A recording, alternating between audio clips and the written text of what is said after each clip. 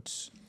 Ladies and gentlemen, welcome to ETN, the most European podcast in the world. Let's go. European style.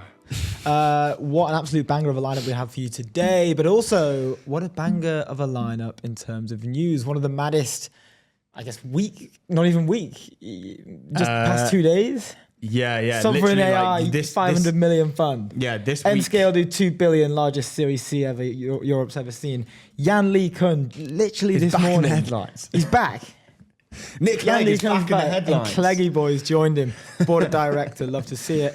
That's the largest European seed round of all time, 103 billion. And then the NScale round was a 2 billion, largest European Series C of all time. And it looks like things are heating up. And then obviously the UK Sovereign AI Fund, 500 million, chaired by none other than James Wise, partner of Boulderton. I had to... we have to get James Wise back. We do. It'll be his third appearance, but he just keeps doing awesome stuff. He does. And we want people who are doing awesome stuff on the show. So We do. We'll get him back on, talking about people doing awesome stuff. Framer, build better sites faster. The all-in-one platform where enterprise teams design, build, and ship production-ready websites. No dev handoff, no bottlenecks, no creative compromises. Go to framer.com/ETN. I'm wearing Framer merch. Ronan's not wearing Framer merch, but he is holding his nice mug up. I'm being caffeinated by Framer. Ceramic. Let's just see if we... Caffeinated by Framer. Go to framer.com. Nice. That sound? That's the sound of quality. Exactly. Right there. You love to see it. Indeed. Indeed you do. Maybe should we jump into the news? Through... Or are we going to jump into the... should we do some guests? Maybe just some highlight guests. It's absolutely stacked, the lineup today, and it's back to back. Obviously, there's one that we can't mention. Special guest right at the end at 2 p.m. So make sure you tune in at 2 specifically. Some mad stuff going down. It's going to be good. Yeah. Anyway, do you want to roll off the order of play? Francesco Simoneschi. I found an amazing... This is the founder of TrueLayer, by the way. I found an amazing photo of him. We didn't end up using it, but just a really cool... leather jacket. Do you want to show the screen? Show the... Well, no, because we had to change it. We had to change the photo that we ended up doing. But look, we're going to be talking about pay by bank, agentic commerce, the future of it. What does it look like? Payments as sovereignty. Is that now a strategic priority for Europe? And then obviously, the future of agentic commerce. We touched on a little bit of that with the CRO of Stripe for EMEA. Conor McNamara last week, really good conversation. That was off the back of Stripe's annual letter. John Collison, one of the Collison brothers, founder of Stripe, laid out 5 different stages that we were at in terms of the agentic commerce future. And basically said we're at stage 2 now. Stage 1 being you can just have an agent do very sort of minimal tasks for you. Stage 5 being agents are just completely work together on the back end. They are prompting your needs for you and buying what you need. Did you see the Coinbase tweet talking about how more volume is going into more volume is going to be paid agent to agent than humans, right? And because agents can't access traditional banks like they could, on kind of cryptocurrencies and whatever, and on chain, he was basically just saying the future is on chain. It makes sense, Did 3.5 million impressions. I'll get out. Yeah, because a lot of the problem is just the constant need to ask for permission to enter a thing. Do people want to let an agent into their personal finances? That's the thing. They can't. That's the big thing. So they just can't. Well, so it's like agents with wallets, and we're already seeing loads of startups pop up that are doing this. I'd imagine that they're all just going to get acquired by all these larger blockchain companies, but some of them are flying, and they're founded in the past 3 months, basically off this hype of agentic commerce. Yeah, and how crypto will play a role in this future. So I thought it was posted by Coinbase, but it wasn't. It was posted by Brian Armstrong himself. He says very soon there are going to be more AI agents than humans making transactions. They can't open a bank account, but they can own a crypto wallet. Think about it. 3.5 million impressions. He's correct. Tukey came out with a big, with a great tweet about 15 hours ago and said, the CEO of Coinbase just said something nobody's taking seriously enough. AI agents will outnumber humans in transactions soon. They can't open bank accounts, no ID, no SSN. Banks literally cannot serve them, but they already own crypto wallets. So the biggest economy of the next decade won't run through banks at all. It will run through blockchains, not because crypto won, but because banks physically can't onboard a customer that isn't human. Banks weren't built for what's coming. Yeah, Connor, mega doom. Relevant to what Connor was saying. Again, this was last week's show, but do we want the future of commerce to be borderless? Do we want it to be decentralized? Do we want it to be, as minimal friction as possible? And if the answer to all those questions is yes, then, crypto is a pretty decent way to go about that. Anyway, Indeed. one for later for sure. We're bullish on Coinbase. Guest number 2 is none other than Julian Beck, partner at Sequoia. We've got him on after his article went insanely viral recently, essentially saying 1.9, maybe 2 mil now. Services the new software, the $10 trillion idea. A lot of people seem to be jumping onto it already. It was such a good take. So we have a bit of time before Julian comes on, so we're gonna kind of deep dive it. But we were talking about it this morning, how like VCs kind of jump on the idea. I did, because I did see a few other people. I mean, obviously it's not super new. I've been saying this. Like, I've been saying that the new, that the opportunity is service. Yeah. Service is bigger than software. And it's like, Julian kind of like, and I don't know. He just explained it. He didn't explain it maybe first, or he didn't have the first thing, but he explained it. The article is so well written and just kind of like, obviously outlined the industries that are kind of ripe for the disruption. He kind of outlines that software engineering is, I think it was like 94% of where agents are kind of living and working at the moment. Because it's basically an all intelligence thing, not a, we're now deep diving it. It's not an intelligence thing, and not a judgment thing. So the agents can kind of just solve coding via just because it's an intelligence problem. Yeah, but there's so much more opportunity in every other industry. Anyway, we'll touch on that later. We'll jump into that with Julian. Just let me tell you about Airwallex. I want you guys to leave outdated business banking behind. With Airwallex, it's the all-in-one financial platform built for the pace of modern business. Multi-currency accounts, corporate cards, expense management, online payments, all in one platform. Go to airwallex.com. The guest following Julian, after Julian, we have, I'm getting lost on my notes, but we have... Is it the nominal guys? No, it's Stefan from Cello.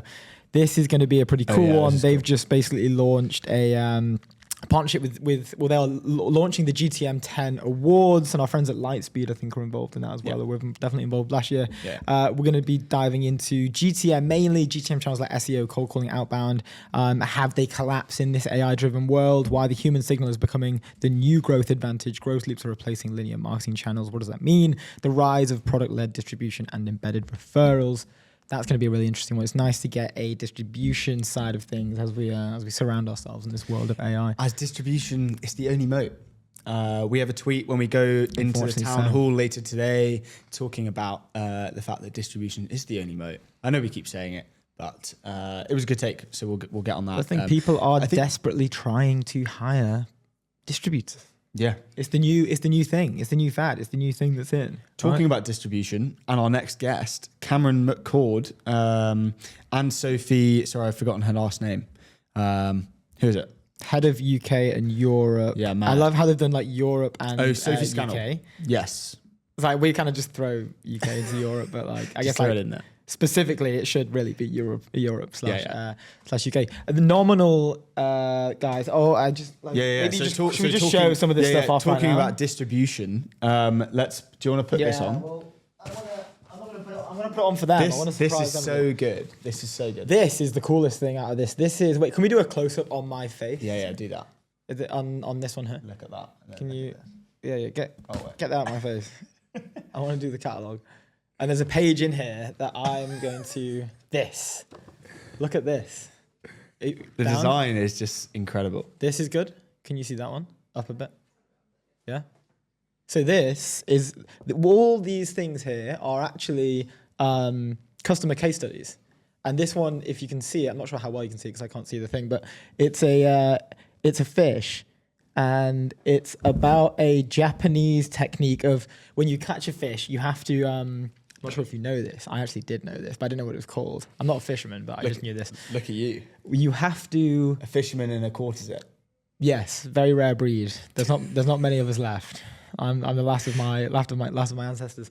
But you have to, in order to maintain the freshness of the fish, there's a certain way you kill it, right? You're not just going to like beat the hell out of the fish because then the fish will be ruined. You get a tiny little needle thing and you just stab it in the brain, and then it kills the fish, and then it's fresh for longer because you don't really like mess up all the internal stuff. And this was saying that so Japanese sushi masters solved the problem of how you kill these fish to maintain the freshness. They solved it with a technique called ikejime, a precise spike to the brain, instant and humane, followed by bleeding and chilling. That's a bit different to like Netflix and chilling, isn't it? The result is fish that taste better and last 3 times longer. The problem, it takes years to learn and it doesn't scale. Enter Shinkei, their Poseidon robot, about the size of a mini fridge built by a team of former SpaceX and Anduril engineers, sits on fishing boats and performs perfect ikejime in 6 seconds flat. Computer vision finds the brain, the spike does the rest. What was once reserved for $400 omakase is now available at commercial scale, harvested by American fishermen on American boats with American-made machines. It's a better way to kill fish. That's a nominal customer spotlight. There's a bunch of these in here, including Anduril, of course. The Anduril page is so cool. Yeah, the whole design, guys, is very cool. Just look at this. This is when like we talk about distribution. Can we just go again? Go closer maybe, because I've just. And they just did, I think, 80 mil at $1 bill. I think it was 80 mil at $1 bill. The team's background is absolutely it's bonkers. Can we cracked. Can we try? Well, I want to have it for the. Oh, you want to have it? Yeah. Okay, fine. For the interview. Well, they also gave us 3 caps, so we appreciate that. I'm wearing one, the dad cap. They also have. You've got some snip. Yeah, some very cool. This is kind of like a retro golf vibe. It's in a British racing green. It has their logo on it, which is very cool. It's beautiful. And obviously their name on it as well. But it's funny, kind of it's like an anorak, texture. Yeah, you were saying like vintage golfer type. Vintage golfer vibe. But it's funny British how we green, get more very American nice. guests coming onto the European Technology Network. We are starting to increase our snapback portfolio, which is quite funny. And that correlation is not causation. I'm not sure what the data is specifically suggesting, but as more Americans come on the show, our snapback portfolio increases. So, which is quite some dope. examples. That's a little bit different because that's cord. What do you mean? This is a snapback. Is that it's a just snapback? a different material. Yeah, I guess it is actually. The clay grow snapback, and then you've got the shout out to Varun, recently opened their offices in London. The nominal British racing green snapback. So snapback game is very strong in ETN today, which is great. Anyway, next guest after the nominal team, we've got Yasser Al Said, the CEO at Chatbase, the Bootstrap King. What it did 8 mil ARR with only 18 people, which was announced at the end of last year. That was December, so literally just 3 months ago. They hit a mil ARR in like 120 days or something. 117 days, but also let's just say that was when it was cool and also real. Yeah. It wasn't like I've just found this £5 note on the floor and now my ARR is like 5 million because you're extrapolating. No, I've got a customer who's paying me a mil, but then I also pay them a mil. So it's kind of like. This is when it was real and cool to do a mil in a mil ARR. He also wrote genuinely one of the, and I don't want to say this lightly because it really isn't. It was one of the best articles I've ever read on X, like full stop. And I'm chronically on X articles reading rubbish, but it was called King Making Yourself. If you don't read it, you're going to lose. Go and read it because it's really, really good. And it actually might change your life. It's a great way of thinking. It's good. So we're going to ask him a few questions about that. Obviously about Chatbase, what they're doing, about their strategic simulation and their goals for 2026. And just understanding how he is as a founder. I think I think he's great. He's a great guy. Yeah, it's going to be a great insight. Do we bootstrap today? Do we not? I mean, it's becoming ever more increasingly easy to the solo founder, right? To just solo it up. Well, not and then sell your company to OpenAI for $1 billion. Go Peter Steinberger. Yeah, just Steinberger that thing. But yeah, big it's caveat like, to the $1 billion, but it's become so much more easy to do, right? Barriers to entry so much lower. Ideas guy can build. Builders can become, well, I guess builders can't really become ideas guys, so maybe it's ideas guys are back in business. But definitely going to jump into a lot of the do we raise, do we not environment with him. it is definitely the era of the idea guy. Oh yeah, for sure. Yeah. Our stock price has gone That's up. why we're up. Yeah, we're up right now. After that, we have Eleanor Werner, who I'm pretty sure leads growth at Lovable. Her LinkedIn page says growth at Lovable, but her background is just one of the most insane CVs I think we'll have on the show from a growth perspective and just from a general perspective as well. Just to give you a bit of an understanding of what she's done in the past. SVP of growth at SurveyMonkey, SVP of consumer product at Malwarebytes, interim CMO and then CMO at Miro, then an advisor. Also an advisor at MongoDB, Ledgy, Veed, Superhuman, Vimeo. Did, according to her LinkedIn, growth stuff at Dropbox. Then was a partner at 20VC and is now doing growth at Lovable. I'm pretty sure in a leadership role. Beast. I'm very, very, very excited to understand how the growth role has changed from the early days, right? Because growth means a lot of different things now compared to what it did 10 years ago. I'm not even sure that growth was like a really sought after role back then. It was more just like, let's just get a big room of like hungry BDRs and SDRs and just tell them to blast the market with outbound calls. Now it's a little bit more strategic. You can scale things a lot easier. You don't need a 50-person BDR team. You could just have one good GTM engineer and they can maybe do the same, obviously dependent on your product. But Eleanor is also coming on to talk about the She Builds program. So Lovable on National Women's Day basically made the whole platform free for the whole day. They also got $120 of Stripe credits and I want to say Microsoft or something. Oh, for people within the cohort. Yeah. So that's a program that it seems that she'll be leading. So we're going to talk to her a little bit more about that. But yeah, it was nuts to see they made the whole Lovable product free. And they get 10,000. So they, I read this the other day. They get 10,000 projects started or built. I think they said built a day. 10,000 projects a day from just people, which is very cool. Got a lot of stuff going through there. So super good program, She Builds program. We're going to talk to Eleanor about that. And then we have a special guest. Yeah, whoa, I thought you were...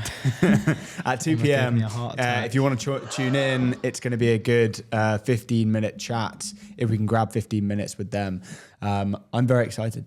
It's going to be good. I'm also very excited. Just keep an eye out. Just keep an eye out, you know. And you may see something. Maybe put some predictions out there. Go to polymarket.com, the world's largest prediction market. Stay informed and profit from your knowledge. Go to polymarket.com.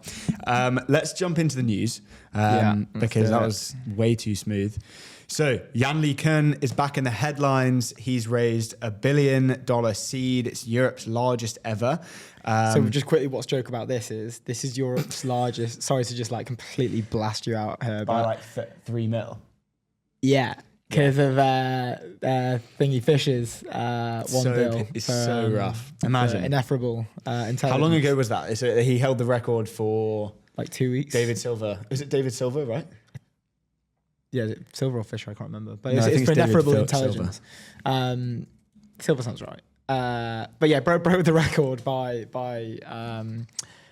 3 mil. Yeah, David. Or was it? No, 30 mil it'll be. 30 mil. By a magnitude of 10. Which is funny. So had the largest, and then again, like I am now thinking about, and I think we did mention it last time, but H Company raised like a really big, that might have been a pre-seed actually. I'm just going to check super quick. It was like seed. €1 billion maybe. Oh no, sorry. It's 220 million seed. Is that it? It's literally nothing. You're super wrong. It's absolutely tiny. Yeah, pretty mad. So Jan-Lee Kuhn launches a $1.03 billion AI startup. AMI Labs, the Paris-based advanced machine intelligence lab, aims to develop world models from sensor data like videos and images, enabling AI to predict, reason, and plan, and remain safe for uses in robotics, healthcare, manufacturing, and wearables. It's backed by Bezos Expeditions, NVIDIA, Temasek, bonkers, right? Yeah. They've also like So Alex LeBrun is now because he was semi in the shadows, right? And now it's kind of like I'm joining this thing and I'm like leading it. So Alex LeBrun, he is the CEO, and just a bunch of like Meta people, basically just Meta mafia, just going rolling through, going bonkers. So this is from the FT. Jan Lee Kun's AI startup raises more than 1 billion in Europe's largest seed round ever. Meta's former chief AI scientist, he's been dubbed the godfather of AI, launches Ami Labs with backing from Nvidia, Temasek, and Jeff Bezos. Jan Lee Kun came on X and he said, unveiling our new startup, advanced machine learning intelligence, Ami Labs. We just completed our seed round, $1.03 billion. One of the largest seeds ever, probably the largest for a European company. We're hiring. And then, so on the Ami Labs, so he quote tweeted the Ami Labs, announcement. And he says in the kind of, in brackets at the bottom, just goes, the background image is the Veil Nebula, a picture I took from my backyard, most appropriate for an unveiling. And so cool. It's just a very cool picture of the night sky of a nebula, just beautifully.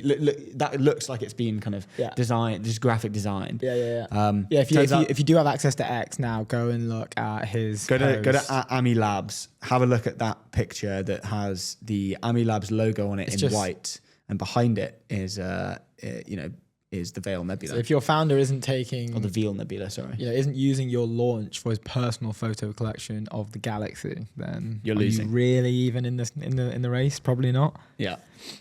So basically the core thesis here is that everyone's doing Gen AI, like generative AI. Ami Labs is basically saying like, that is the wrong thing. We're going completely in the other direction and we're doing world models. They're like, that's basically the whole thing. Yeah, and no one else is doing it, I think. He's been quoted saying that like LLMs have a cap. Like this is not the path to AGI. It's a good path that we've gone down, but it's kind of like we've gone down there, and I just can't see the future of AGI within that. He's basically betting big on world models. A little bit more about the funding. So the 1.03 billion seed round is second only to US startup Thinking Machines Labs. That's been dubbed Thinking Machines Labs after we've had a bunch of co-founders leave, which raised 2 billion last June. The new venture, this is now for Ami Labs, the new venture has a pre-money valuation of 3.5 billion. It will be led by Alexandre Lebrun, the former chief executive of French startup Nabla, with Lee Kun serving as executive chair.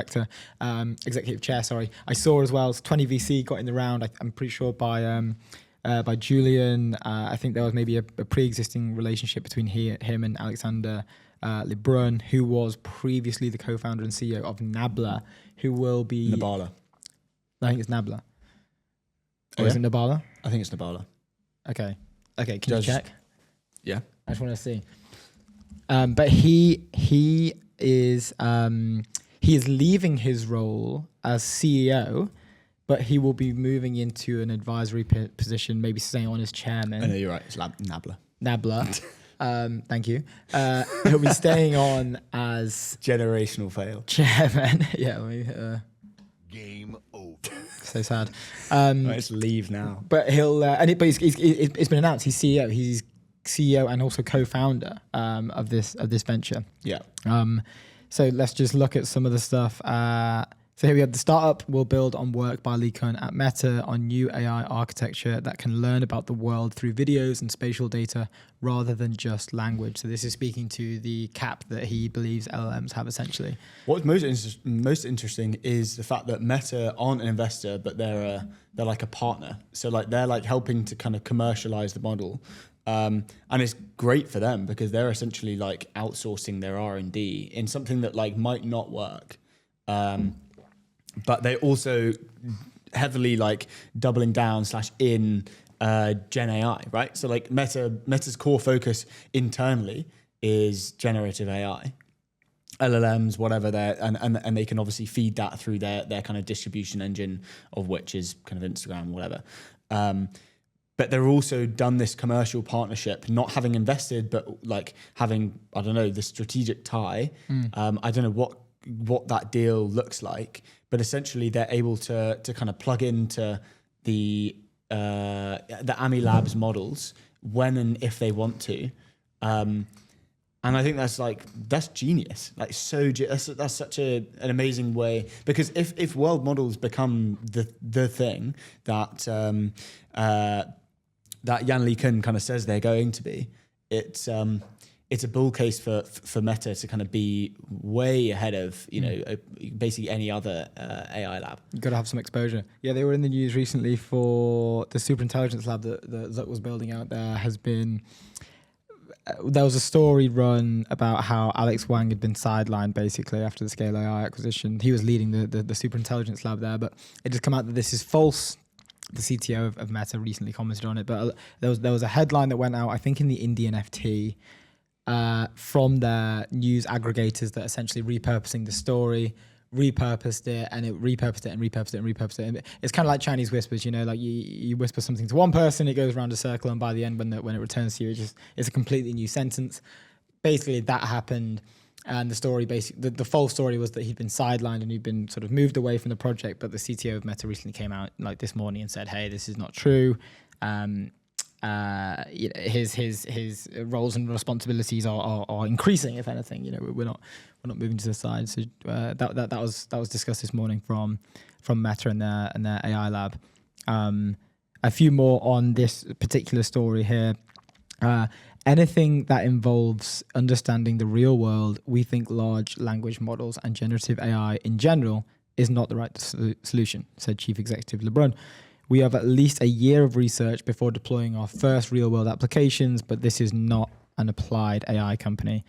It is part of a global race among venture investors to identify the next big. This is no longer a quote. It is part of a global race among venture investors to identify the next big AI giant, following the success of the likes of OpenAI and Anthropic. It mentions last month the FT reported that David Silver, one of Britain's top AI researchers, is in discussions to raise $1 billion in a round led by Sequoia for his new venture, Ineffable Intelligence. Did they go on to say? But I was going to say, and then he was dethroned. But he's been dethroned. They don't. But yeah, mad, insane day for European tech yesterday. Mad Monday morning. So like Isambard Group, 500 mil raise led by USV. The UK Sovereign AI launches the £500 million fund. Is that Andrew Bennett's tweet? Yeah. No. Yeah. Yes. He's and a legend. the NScale. Shout out to Andrew Bennett. $2 billion raise. Absolutely bonkers. That all happened literally yesterday morning. So congrats to them, and thanks to Andrew Bennett for the good tweet. Yep, and the great work he carries out at British Progress. Indeed. But let's move on to NScale. NScale raises Europe's largest ever Series C with $2 billion at a $14.6 billion valuation. They have done a board expansion, and the company generally is like very, very nuts. But do you want to jump into the they've got a launch video. So it wasn't really in other major headlines. No, so they did their own internal press release, which I love. I'm a huge fan of this going direct. Well, should we watch the? Yeah, I think we should. Just quick, so NScale, they raised largest Series C ever in Europe at $2 billion, led by ASA and 1890 Industries. This round values NScale at $14.6 billion. So let's have a little look at this awesome. I've not watched this yet, so I hope it's appropriate. I'm sure it is. Why? I don't know. Maybe they just had a bit of fun with it. We build and operate the data centers, the compute clusters, and the software layer required to run some of the largest AI workloads. Okay, quite soft for a launch. Today, I'm proud bit different. to share I mean, they're NScale. They're not going to raise the largest Series C funding round in European history, totaling $2 billion. Why did this not go more? The round is led by Arca ASA and 8090 Industries, with participation from Citadel, Jane Street, Point72, Linden, Astra Capital, Nvidia, Dell, Lenovo, and Nokia. Lenovo getting in there. You love to see it. Dude, Nokia. I'm telling you. Nokia, they're back. Bull case on Nokia. We have now raised more than $5 billion.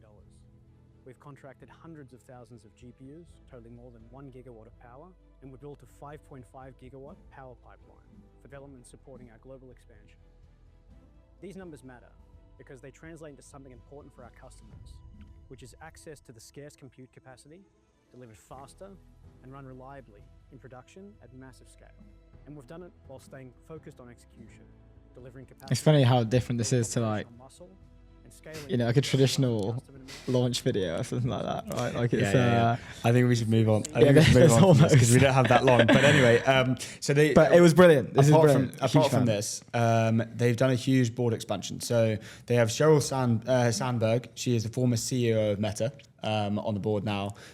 Susan Decker, former president at Yahoo, now on the board, and our boy Nick Clegg, back in the hot seat, obviously former UK Deputy Prime Minister and the current President of Global Affairs at Meta. Also, he runs, what's the firm? I can't remember the firm's name. He is an advisor to Hero Capital. Nice. Boom. NScale just isn't just doing capital. They're like, they're Sorry, no, he works at Hero Capital. Jan Lee Kunt is an advisor to Hero Capital. Okay, Sorry. there you go. But I mean, look, they basically control the whole of like the AI like supply chain. They do like the energy, the infrastructure, hardware, software for the whole stack, which is obviously like the bull case, right? So it's like most of NScale's competitors basically like just rent like the space, like the server space. But NScale basically build the whole thing. So they have the energy layer, which is basically just the whole energy source stack, basically. Great, love it. Physical infrastructure, they basically design their own data centers for you to plug into whenever you need to, which is cool. They deploy GPUs, and they also have the software layer, which is basically just building everything behind it. Most don't do that. So huge bull case for NScale. I think all of this is just adding up to like, I guess we have what's the word? Not bad. We just see a lot of volume of this stuff because it's our job to do so. And also we research it and we talk to the people coming on the show that are announcing these things. But it does start to give him, and I'm not sat here saying like, we're going to take down NVIDIA and we're going to take down OpenAI. But it is starting to become very, very, very clear that there is people who are, those who are essentially like, have the most money and are looking for the best like arbitrage opportunities within the AI world are increasingly more likely to come and look at London as an opportunity to like, okay, we've kind of not like, we've got a lot out of the US and that's great, but why are we not pumping a little bit more into this tiny little island over here that seems to have, DeepMind, Google, Facebook offices just to be honest, specifically in King's Cross. Yeah. Like in that little, let's call it the Golden Triangle. Anthropic are, but they'll have like shadow offices or something like that, I imagine. Like not proper like buildings and stuff, but maybe some sort of So like they're not in like a becoming WeWork. increasingly. You know what I mean? Imagine that. It's like it's like OpenAI just moved into my WeWork. They just got a few desks down the road. Yeah, there's Sam. There's Sam at the coffee machine. Sam at the Camden Hells tap on a Friday. Oh, what a week! God, so Anthropic are doing all right, aren't they? Get me a Camden Hells tap. Obviously that would never happen. Sam at Anthropic? No, he's saying like, oh, Anthropic are doing pretty well. Like, get me a beer. Yeah, get me a beer, would you? That would be proper London maxing. To be fair, he would be doing a good job. That would be insane if that happened. I'm not sure it will, but I would love it to. Anyway, moving on from that. Let's jump into the Anthropic news. We covered this last week. Following on, Anthropic have now sued the Pentagon after their supply chain risk. TLDR, basically, Anthropic were labeled a supply chain risk after the Defense Secretary, Pete Hegseth, demanded all lawful use of AI without restrictions, but he was actually refused by Dario.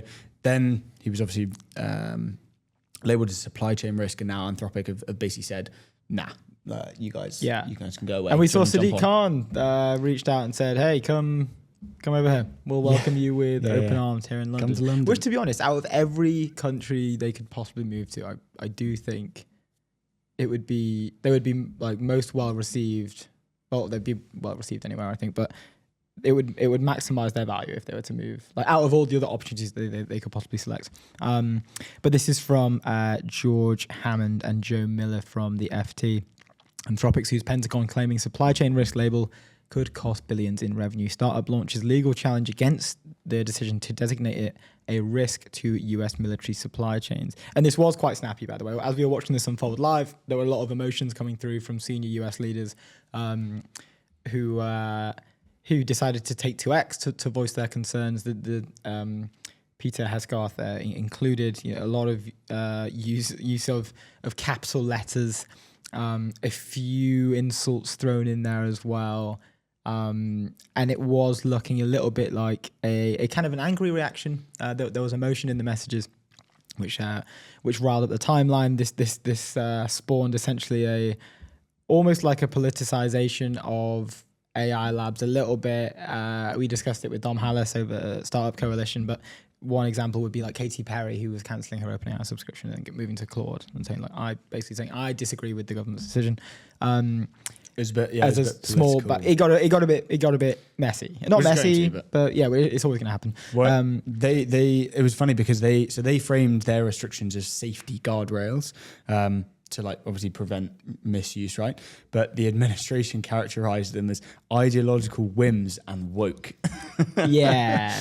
There was two different definitions for I guess the same thing, right? It is a really interesting debate. Mm-hmm. Like I do feel there are relevant arguments on both sides. But jumping back into the article, Anthropic has sued the Pentagon and other federal agencies to challenge the decision to brand the AI lab as a supply chain risk, claiming the move could knock billions of dollars off its revenues this year, just as they were on a tear as well. I think it was 19 bill.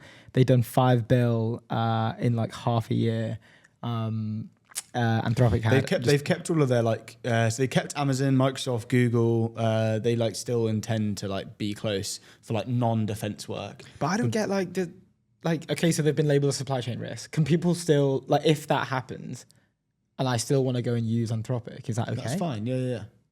So I guess it's just it's less about non-defense. It's less about non-defense work. It's more one, potentially hurt media. Their narrative. Two, they are just completely out of all military contracts, just indefinitely. Which what was it? $200 million contract.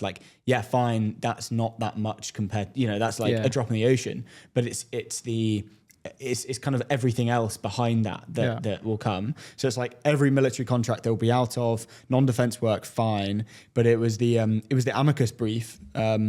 Basically the whole thing of the amicus brief, which was signed by I found that 30 engineers from Google and OpenAI signed. But it basically argues that punishing top US firms for its safety stance could damage the country's overall scientific and industrial competitiveness, essentially. Yeah. So it's for an Anthropic side, it's why would we work with that country when we can't kind of tap into, I don't know what the percentage of non-military to military defense contracts and revenue would be. I assume not 50-50, but it's it will be a huge chunk. Yeah. It's also just not good, generally, to be honest, the marketing has actually done them a favour. Well, from a consumer standpoint, come over here, Yeah, well, yeah, true. Come in London, Max, with us. But what happens to the relationships with Palantir? Did Palantir have to stop working with them? I'm pretty sure that they're pretty well in. Anthropic are pretty intensely integrated into everything that they do. But I don't know. Does is that when the US government is then looking at Palantir you gonna back us or what? And Palantir it's kind of really important, for our business, but obviously you guys are great. We really like working with you and stuff. But do you think this is how the conversation's going? Well, maybe the carps just in between Dario and I think it's great. Look, guys, we all get along here. We're all doing cool stuff. We're all friends here. I don't think that's how. I don't think that's happening either. But anyway, back into the article. The company on Monday asked a federal court in California to declare the designation, usually reserved for Chinese and Russian vendors, arbitrary and capricious. It also asked a judge to block the Trump administration from implementing it. The US government was seeking to destroy the economic value created by one of the world's fastest growing private companies, the company's lawyer wrote. Anthropic's reputation and core First Amendment freedoms are under attack. And, in a way, it's kind of...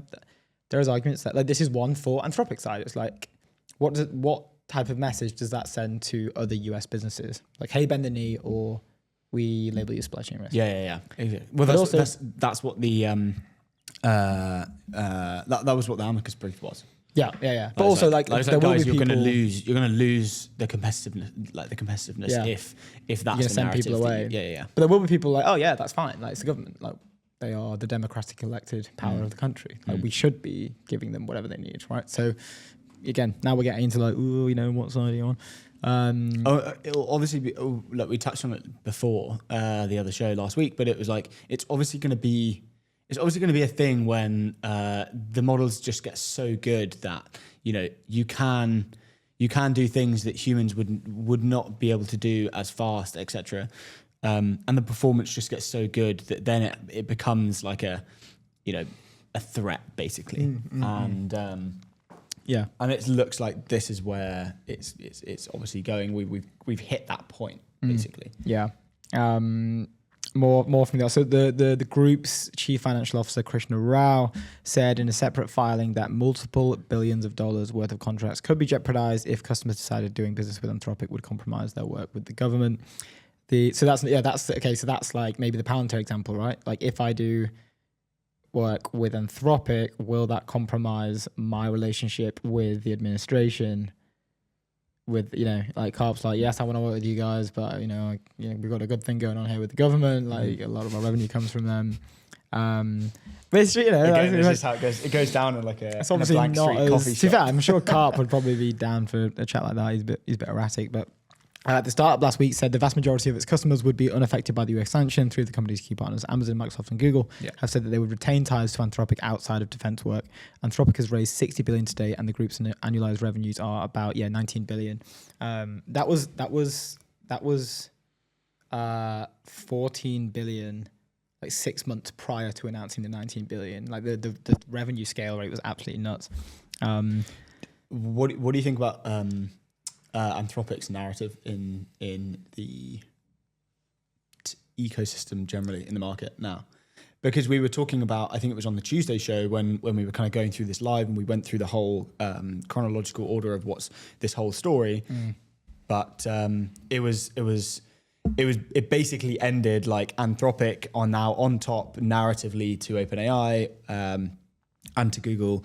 And therefore they are now in the front running just purely because of this thing that's completely irrelevant really, but obviously has relevance in terms of like a narrative thing of like this is what we stand for type thing. I think what I've realized, researchers who are like deep into it are kind of siding with Anthropic. Yeah, I think so. Yes, like if we like they were after the ads sort of dig. I think overall that was pretty well received when they, ads are coming to AI, but not in. I think it was probably well received, like because it was a Super Bowl ad, right? So it's probably very well received in the US in terms of like the normie crowd. Well, so I think well received in the tech ecosystem, but in the like non-tech native ecosystem, it was probably like it was just these things are. Well, it was just boo AI. Like it wasn't like they didn't understand the intricacies. If they were like, "Boo, that is taking my job." Like it could be any company. They'd be like, "Why is that on the thing?" Like, boo, like fine. They weren't like, "Yo, ads." Yeah, they're not like, using the using. Oh, Dario's got Sama. Like, I don't think they were doing that. I think they were more like, "This looks like it's coming from my job." Standard guy who works in like accounting. Yeah. I don't think they were as in tune to it. But speaking specifically within the tech industry, in terms of narrative, they've just had a consistent and consecutive sort of like 4 to 5 back-to-back dubs as things have progressed. But they're shipping quick as well, and they are killing industries as they please. It's like the Grim Reaper's knocking on the door. They've seen that meme. But what I have started to realize recently, and it was mainly when the Cursor news broke that they'd crossed 2 billion ARR, was that I do think the community tends to over-index on narratives and trending on stuff that's trending on X. Like seeing it was like Cursor's dead. Like no one uses Cursor anymore. Like people are doing, oh, I just fired my whole engineering team, and like now I've just got an open claw running my blah blah blah. There are so many of those posts, and there are so many of these narratives that are getting pushed. Where like Claude killed this industry, but Cursor to just come out and announce like, yeah, we're at 2 billion ARR. Like, hey, we've been gone for a little bit, but like, hey, we're here. And there's I think yes, we over-index on narratives because I think our feedback loop of information is so small in our community that we work in. But I do think that we tend to forget that there's like a larger sort of, like realm of individuals outside of the, like specifically in the niche circles, that there's almost like a lag effect. And I'm not saying that like models probably won't win overall in the long term. They probably will based on what we're seeing right now. But there is a lag effect to that. Like that's not instant. It's not like tweet goes out, check this, Claude just killed this industry. Bang, done. Boom, see you guys. It's like they are still have got long-term contracts and all that sort of stuff. So narrative-wise, I think they're on top right now. I mean, naturally, it's gonna take time, like in years, kind of time aspect, to like trickle down into basically everything. Like white collar jobs, obviously, it's not like everyone's gonna wake up tomorrow and not have a job. Yeah. But it's kind of like just like consecutive punches, when CEOs are basically like writing on Twitter, but also like writing, and then that then goes into kind of mainstream media like the FT, the Wall Street Journal, whatever, of like, oh, this like CEO who runs a multi-million, tens of million, hundreds of million, billion, whatever dollar company has just fired X amount of staff. You're kind of seeing that with the consulting firms. Then they're kind of their hiring have gone, so like early stage careers, the stats are like absolutely like mental. From 5 years ago to now, it's something like over 80% of early stage careers are not being hired for now. Yeah. And so I think it's a trickle down effect, and it will take probably years to like reach everything. But in where we sit, which is like, I guess the kind of top echelon of like career stuff, where things move generally quicker, kind of in the high finance, whatever, consulting, all of that kind of stuff. Like that's probably, I don't know, not even 10% of the whole population. That's where things will change quicker. Yeah. They'll be shocked. And I was thinking about the and that's where it really matters most, because that's where the concentration of like money goes into, right? So it's like, yes, it's maybe less than 10% of the whole population, but it's probably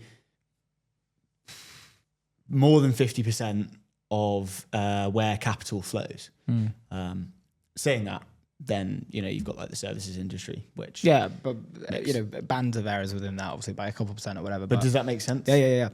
What I was thinking about the other day was we've had the conversation on early careers and just on we're being job mega thing. doomer, by the way. No, it's not doomer. It's not doomer. But I was thinking on the job thing, on the early careers thing, where like, what do you do if you come out of uni now, right? Like you've got your degree, what do you do? I think gone are the days of... I'd just naturally go and start a company. Well, I think that's not like, it doesn't have to be start a company, but you have to do something on your own or with someone, and then show someone the thing you did, whether it's via email, whether it's via LinkedIn, whether it's like blah, blah, blah. It's not anymore, finish uni, waltz into a job that you don't really want to do, but you're just doing it because you can just get in, sit there for, all these fake jobs, like they're just going to go, or the fake jobs are going to be gone. Yeah. It's just going to be real jobs left.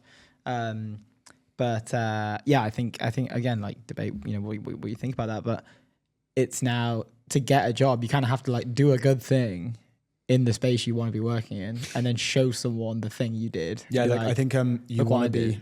What I've thought about it, how I've thought about it is like, you want to be in a position where like, if you weren't to be here tomorrow, in terms of like, if you go on holiday or something, your value is basically kind of changes the way things happen, like the way other people think, if that makes sense. So it's like, you want to be as valuable as someone. So like say ETN, for example, it's like you want to be as valuable in a position where we're providing people with distribution or whatever. If we don't exist tomorrow, like where do people kind of get that from? So like, that's your moat, right? You're like a one of one kind of thing. So on the Volvo thing, it's like no one can compete with like the best thing you can do is just be, and this is really cringe. Productize yourself. But yeah, like I was about to say be yourself, but that just made me want to throw up. Don't do that. Don't be yourself. That sucks. Just productize yourself instead. He never says be yourself. He says productize yourself. Yeah. No, I was wording it wrong. But like, no one is as good as you at being you. Like the authenticity is the moat. Yeah. That's your ring fence right there. Exactly. Talking about a company that has moats, leave outdated business banking behind with Airwallex, the all-in-one financial company. No, it's not. The all-in-one financial platform built for the pace of modern business, multi-currency accounts, corporate cards, expense management, online payments, all in one platform. Go to airwallex.com. Why did you not let the trumpets go? You want to do it? Let's do some trumpets for Airwallex. All right, it's long though. Airwallex, the all-in-one financial platform built for the pace of modern business. Go to airwallex.com. They gave us a McLaren car. Let's go, Airwallex. We like them. Anyway, let's move on. Let's move on to the new UK Sovereign AI Fund. Yeah. £500 million fund chaired by none other than James Wise, friend of the stream, partner of Boulderton Capital, absolute legend of the game. Let's jump in. I want to show everyone their website as well. It's a very cool website. Yeah. So this is just on X first. They went direct. They went direct and they got 850,000 views. Go direct. Go on X. Honestly, just is a better idea. Like, I don't know if you saw that graph the other day of how many views do you reckon you get if you go through like a stand like an FT? I mean, it depends, right? Like if it's like the maddest thing in the world, then you probably get a lot. But I saw it was basically like a viewership chart of traditional media and how it's changed over like the past sort of 5 years. Yeah. And I think, and it was some top names on there, mainly US, to be honest. There weren't, I think it was more of like a US experiment that someone was tracking. But dude, it was like 10 outlets. And the one that had the smallest percentage drop in readership was like 84%. Wow. And that's not print, that's digital. Yeah. So it does make you think a little bit like this new, what's happening there? What's going on? And like, I think we obviously chat to a lot of people about it all the time because we're kind of in that world. But the barrier to entry is so low that you in the same way that the FT will have, they've got like a world column, they've got a tech column, they've got a climate column, they've got a whatever column, they've got a culture column. They didn't used to have that. Mm-hmm. They just used to be the FT. Mm-hmm. And you kind of had to, okay, I've got to buy the FT and I've got to read all of the stuff. Okay, well, what do we do? How do we sort of improve the experience for our viewership? Well, let's give them distinct niches that they can follow along with and they can be interested. So you don't have to read the full thing. You can just go onto the tech column and just read the tech piece on, this is when they went to digital. And now we're seeing what we're doing, like, because the barriers to entry to create are so low, whether it's like, we set up a studio, it doesn't cost us that much money to do, compared to running a full scale, media company that was founded in like the 50s or whatever, 60s, wherever it was. 1920s. But like, the old school. That you no longer have your own sort of like web link to click. It's no longer like tech one and a culture one and a thing one. Yeah. You now have your own show. It's like per thing. It's like super niche down. So like, if you want to, like, we'll have a finance show, we'll have like a tech show, and we'll have like a tech for Europe show. So we're getting niche and niche down the funnel where like the cost to do so is so low that instead of you're having the full production quality just for each individual tiny little thing you're getting. I was thinking about this last night in my head. Which I think is a great thing, obviously, because we are part of that thing. Anyway, indeed. Sovereign AI. Talking about Sovereign AI. Introducing Sovereign AI. These deserve some trumpets, to be fair. The Sovereign AI, the government's new £500 million venture fund. Not a small fund. No. Like, that's not a small fund. And there's always a bit of stick about, European companies like, like this is literally the salary of one like SF cracked dev. It's like, okay, whatever. This is a £500 million venture fund. That's really cool, and it's also it's a strategic objective from the government, which is, yes, fair enough, rare. Chaired by James Wise, partner of Boulderton, Sovereign AI combines cash investment with unique levers, including access to the UK's largest AI computing capacity, unique data sets, procurement pathways, and more. Basically, they have the support of the nation from a policy perspective, and I guess they can also just tap into like AI leaders in the UK when necessary, whether it's for advice, whether it's for collaboration, whether it's for whatever you need to do. They launched yesterday, soft launch, sorry. Already got 4K followers, which is really cool. Michael Darlington had a good take. If you want to go into that, put it into the, or you can scroll down. It's there. It should be there. He said, timing alongside NScale's $2 billion raise is no coincidence. The UK is making a coordinated play for AI infrastructure sovereignty, private capital, building the compute layer, public capital funding, the companies that run on it. He's so right? It's like it's all about momentum, right? And it's all about the narrative stuff. Even the stuff that was going on the weekend with, I'm sure everyone saw everything happening about London maxing. It's all going on, if that makes sense, right? Mm-hmm. It's like this thing happens and this thing, then this thing, and it's like a momentum piece. Yeah. And eventually people will start to kind of move over here or whatever. Like there's a real buzz around it. Which is really exciting. Let's also, I'm not sure how much of this we can show just because of the way that we share on the stream. Let's do the website. The website. How much of that can we get on the screen? Do you know? Just roughly, like, because it's really cool. Not a lot, I assume. Oh, that's okay. So like just that, you can see the text. Yeah, if we can see the text. Okay, that's fine. Yeah. We can give that a whirl. Let me see what it looks like on the stream. So this is... yeah, that's good. This is quite cool. Oh, you can see that. Okay, nice. Yeah. So this is a government website, by the way. This is not. Can you do this? Do that. Is that a good idea? That should work. How did you do that? Go onto there and then minimize. How's that looking? Yeah. Minimize a little bit more. Just minimize as much as you can. Good. Yeah. Is that? But it's just minimized. Does it move or not? Well, this is look. It's just that. Like, it doesn't minimize the thing. Okay, unminimized. Okay, we are going back to we had back into the old ages. But this is a government website, and it's not. I know it's a small thing. It is a small thing, but it does genuinely matter. This is part of. It's a small sign and a small signal that you are listening to the community. You are in touch with current trends and current narratives. You're capable of building something beautiful. It's not just what was the one recently that we had, which was just such a shame. It was one of the UK government projects, but it was basically leaks that they'd paid. And again, it's hard to say is it their fault, but they'd hired an engineer or contracted an engineer to build them a website, and this person had clearly just like Lovable it or Clauded it with like 3 prompts. The boxes were the wrong size consistently. There was no consistency in design.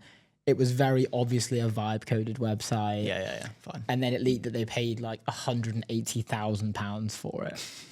So it just got absolutely rinsed. And I'm trying to work out like, that's obviously, it's sad that someone is able to do that and then charge him 100 because they're like, oh yeah, no, we have to. He's a software engineer.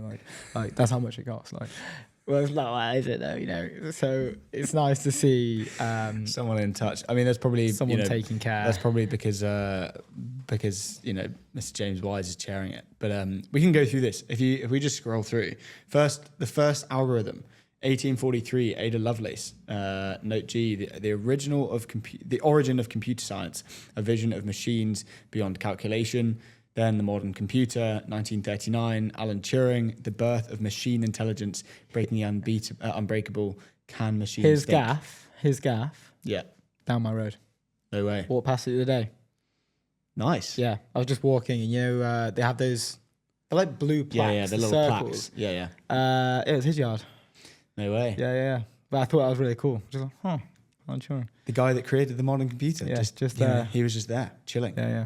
Anyway, the World Wide Web in 1989, a British invention shared with the world. AlphaFold 2020, Google DeepMind, cracking biology's code from computation to life itself. Built here was a $1 trillion tech market, 160 plus tech unicorns, 5,800 AI companies. Today, the UK has the largest AI sector in Europe. And they're actually launching this thing in 37 days on April the 16th. So Yeah, it is 500 million Countdown pound, timer. AI fund. It's very cool. There are 37 days, 5 hours, 58 minutes, and 36 seconds away from. Indeed. From the launch. James Wise came out with the tweet, quote tweeting what they'd done, and he said, "There are world-leading AI companies being founded in Britain, but we can do so much more. Today, I'm delighted to announce as chair of the UK government's sovereign AI unit, backed by almost 500 million pounds in investment to help build and scale AI companies on British shores. There is a new type of government initiative, one which aims to be the first choice of partner for founders building essential parts of the UK's AI infrastructure, growing our economy, one which will use the awesome power of British state to help scale our breakthroughs, and one which aims to make a meaningful return for the British taxpayer. I look forward to working with the team to build and launch this initiative in the coming months to make this a critical technology work for all of us in Britain. We will announce job opportunities with the unit and more on the DSIT website and social channels, so please follow along." It's so good, and also like the fact that we'll get him back on. We'll get James back on when they actually like officially launch. I think that's probably the best thing to do. Sure. And yeah, it's insane. Very exciting. I just pinged you a quick note for a couple of the guests coming up soon. If you could have a look at that and sort that out. Nice. Yeah, you understand. Cool. Very good. That is excellent. We are also, I think there's some news coming out shortly. How's it going? I'm just checking. Any if you bear news? with us, guys. I think there's some news coming out in a sec. Surely it's out. It's gotta be. I'm just trying to find. Just bear with us 1 second, guys. We're just checking for a specific piece of news. There we go. This is like work with us. There you go. Almost done.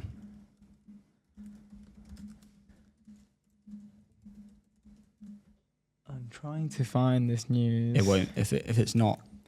Well, I mean, we had a post scheduled. This is the only thing. Did you post it? Oh, it's scheduled. I thought it was posted by 12.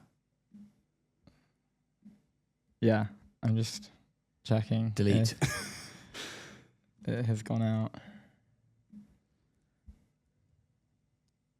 It's gone out. It has? Delete. No. I don't know if you should do that.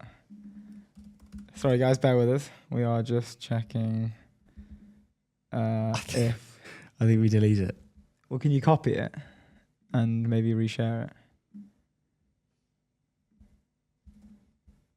Yeah, I've copied it. It's good. We're good. But I think it's okay, though. Yeah? Well, we haven't broken any rules.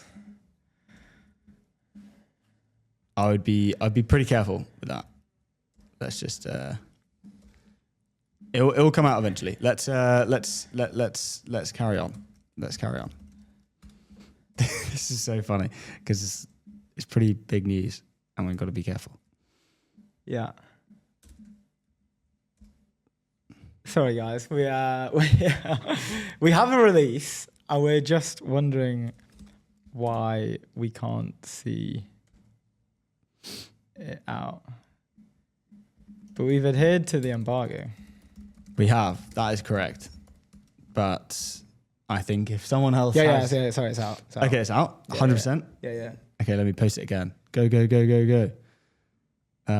Okay, so the news is we can do this. Can you get this out? Yeah. Do you want me I'm to do it? getting Do you want me out. to do it? I'll do it. I'm doing it now. Do your news. The news is, and we have a special guest coming on to the show, as we mentioned at 2 p.m.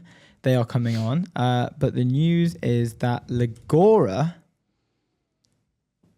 Swedish darling, has raised 550 million for its US expansion. This is a Series D round at 5.5 Here comes the money. billion to fuel its expansion to the US. This comes only sort of weeks after Harvey launched their. I think they raised something like an $8 billion valuation, I think, which is absolutely nuts. And yeah, this is certainly going to go and I guess heat up that race. We've got a beautiful relationship here beautiful rivalry between Legora and Harvey. But we're going to be joined by David Eckstein, who is the CFO of Legora, and we're also going to be joined by Stuart, who is I think it's the Chief Marketing Officer, or VP of Marketing. I might just be getting that wrong. As well, which is going to be fun. So we'll have the exclusive, we'll have the breaking news, which is going to be great. You can now check it out on our page. I think that has been, yes, that is now official. This is, and we get to use the graphic as well. The lovely, great, such a nice graphic. Again, it's so hard to do both. Post stuff and also talk, but it's out. So 550 million. No, is it 550 or 500? 550 million at a 5.5 billion valuation. We were worried because we had that scheduled. We posted it, but we don't know if we posted it before. No, we did. It was fine. It was fine. I don't know why, but the SEO. You got to be careful with was this just stuff. Not. You got to be. Sorry, careful. we posted it at the same time as when it broke. Okay, that's okay, I think. Which that's fine. I'm only getting. Oh, here we go. Okay, it's on Bloomberg. So Bloomberg got the exclusive. Interesting. So Bloomberg says, if you just go onto the Bloomberg article, they say legal AI startup Legora raises $550 million for the US expansion. Have you read this out? No. Swedish legal artificial intelligence startup Legora has raised $550 million in a Series D funding round led by Accel, tripling its valuation from an October round to $5.55 billion as it seeks to expand in the US. They had a bunch of other partners kind of like just following on from what they've done. Bessemer, GC, Iconic, Redpoint. It's an insane lineup. Fastest ever growing YC company, I believe, ever. Anyway, and the article kind of talks about legal AI startups. They say legal AI startups have boomed as tools powered by large language models promise to upend the profession, saving lawyers time on grunt work like document review and drafting contracts. In February, Anthropic released a plugin to help automate legal work that sent shares of traditional legal news, software, and data services completely tumbling. Legora has more than doubled its sales in every quarter since the final 3 months of 2024. Chief Executive Max Junstrand said in an interview, declining to comment further on revenue. It plans to use the funding to rapidly grow in the US, the home market of its competitor, Harvey. Legora recently announced new offices in Houston and Chicago, in addition to its existing New York and Denver hubs, and expects to have 300 employees in the US by the end of 2026. Interesting. They've chosen those. I guess like that's just where the law firms are, I assume. I mean, New York is an obvious choice, but you rarely see Houston, Chicago, Denver in kind of tech news. It's kind of either you're going to the Bay Area or you're going to New York. That's kind of the only place. I guess when you're kind of dealing with legacy companies like law firms, they're not in the Bay Area. They're in New York for sure, and Legora have a New York office, but yeah, they're not in the Bay Area. Probably knocking around in Chicago. Yeah, Chicago's. Have you been to Chicago? No. Oh, it's beautiful. It's really nice. Lots of law firms. Don't know. Didn't go to any or see any, but they had a big Wall Street Journal. I think maybe the Wall Street Journal headquarters is there. I'm pretty sure. Oh, really? Because I think I saw that, or was it a different? It was some legacy media outlet. I'm pretty sure it was the WSJ. Yeah, probably. Pretty sure, but the buildings there are crazy. Like I was there as part of my onboarding when with Salesforce after the acquisition. I was only there for a month, but like at Salesforce, I was in Chicago for like 5 days. But it's really nice. It's very city-y, you know. Where's the city? Yeah, but like, you know, there's no real green. There's maybe a little bit of. It's just like very city. You can't touch grass. You can't touch grass. Everyone was also like, before I went, everyone was also like, you gotta go see the bean. Like the bean. You have to see the bean. Like, and then I went and saw it, and it was just like this big Bean. metal block. It was like not that. In fact, it wasn't really impressive at all. It wasn't even that big. It was big, but it wasn't like that big. Oh, really? Anyway, before we have our first guest on, Airwallex, leave outdated business banking behind with Airwallex, the all-in-one financial platform built for the pace of modern business. Multi-currency accounts, corporate cards, expense management, online payments, all in one platform. Go to airwallex.com. I think we have our first guest in the room, I believe. Oh, yeah. Should we? I'm just checking with our producer, Orla, if we are okay to bring them Orla, in. is Francesco in? Awesome. Hey, man, can you hear us? Yeah. Can you hear me? Yes, we can. Loud How's and it going? clear. Hey, guys. How are you doing? We're good. How are you? I'm very well. And thanks so much for hosting me today. Thank you for joining. I think we were trying to get this in ages ago when we were chatting to your team. This was back in when we were at Slush, but I think a lot of stuff came up in between now and then, but it's so good that we could finally get this done. We're present. The crowd's going wild. It's so maybe I think like for the stream, we were introducing earlier when we were doing your intro a few of the topics that we'd love to chat with you, but maybe it would help if you maybe introduce yourself and also TrueLayer as well, and then we can jump into it. Absolutely. So hi everyone. My name is Francesco. I'm the CEO and co-founder of TrueLayer. We are a payments fintech company based in London with operation throughout Europe. What we do fundamentally, we are a payments network that uses open banking, account-to-account, instant payment rails to go and rewire the way consumer payments are done. Specifically, take on the big boys of the cards network. We want to offer a real alternative that is scaled, that can be arrayed in the pocket of millions and millions of consumers everywhere in Europe, predominantly, and do that at scale. And so we work with predominantly large merchants like Amazon, eBay, Just Eat, Revolut, and many, many others. And we are trying to push this payment revolution not just in the UK, but like the rest of Europe as a whole. So great to be here today.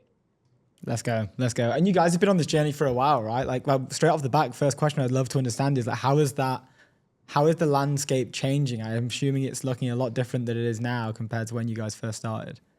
100%. So we started in 2016. At that time, I was in San Francisco. I have been in San Francisco for about 7 years before, and we saw something happening in Europe where basically by virtue of a regulatory directive, all the banks in Europe and the UK included at that time, they had to build APIs. So interfaces, digital interfaces to allow third-party developers to just connect to their infrastructure, is the financial data, is ability to instruct payments and so forth, right?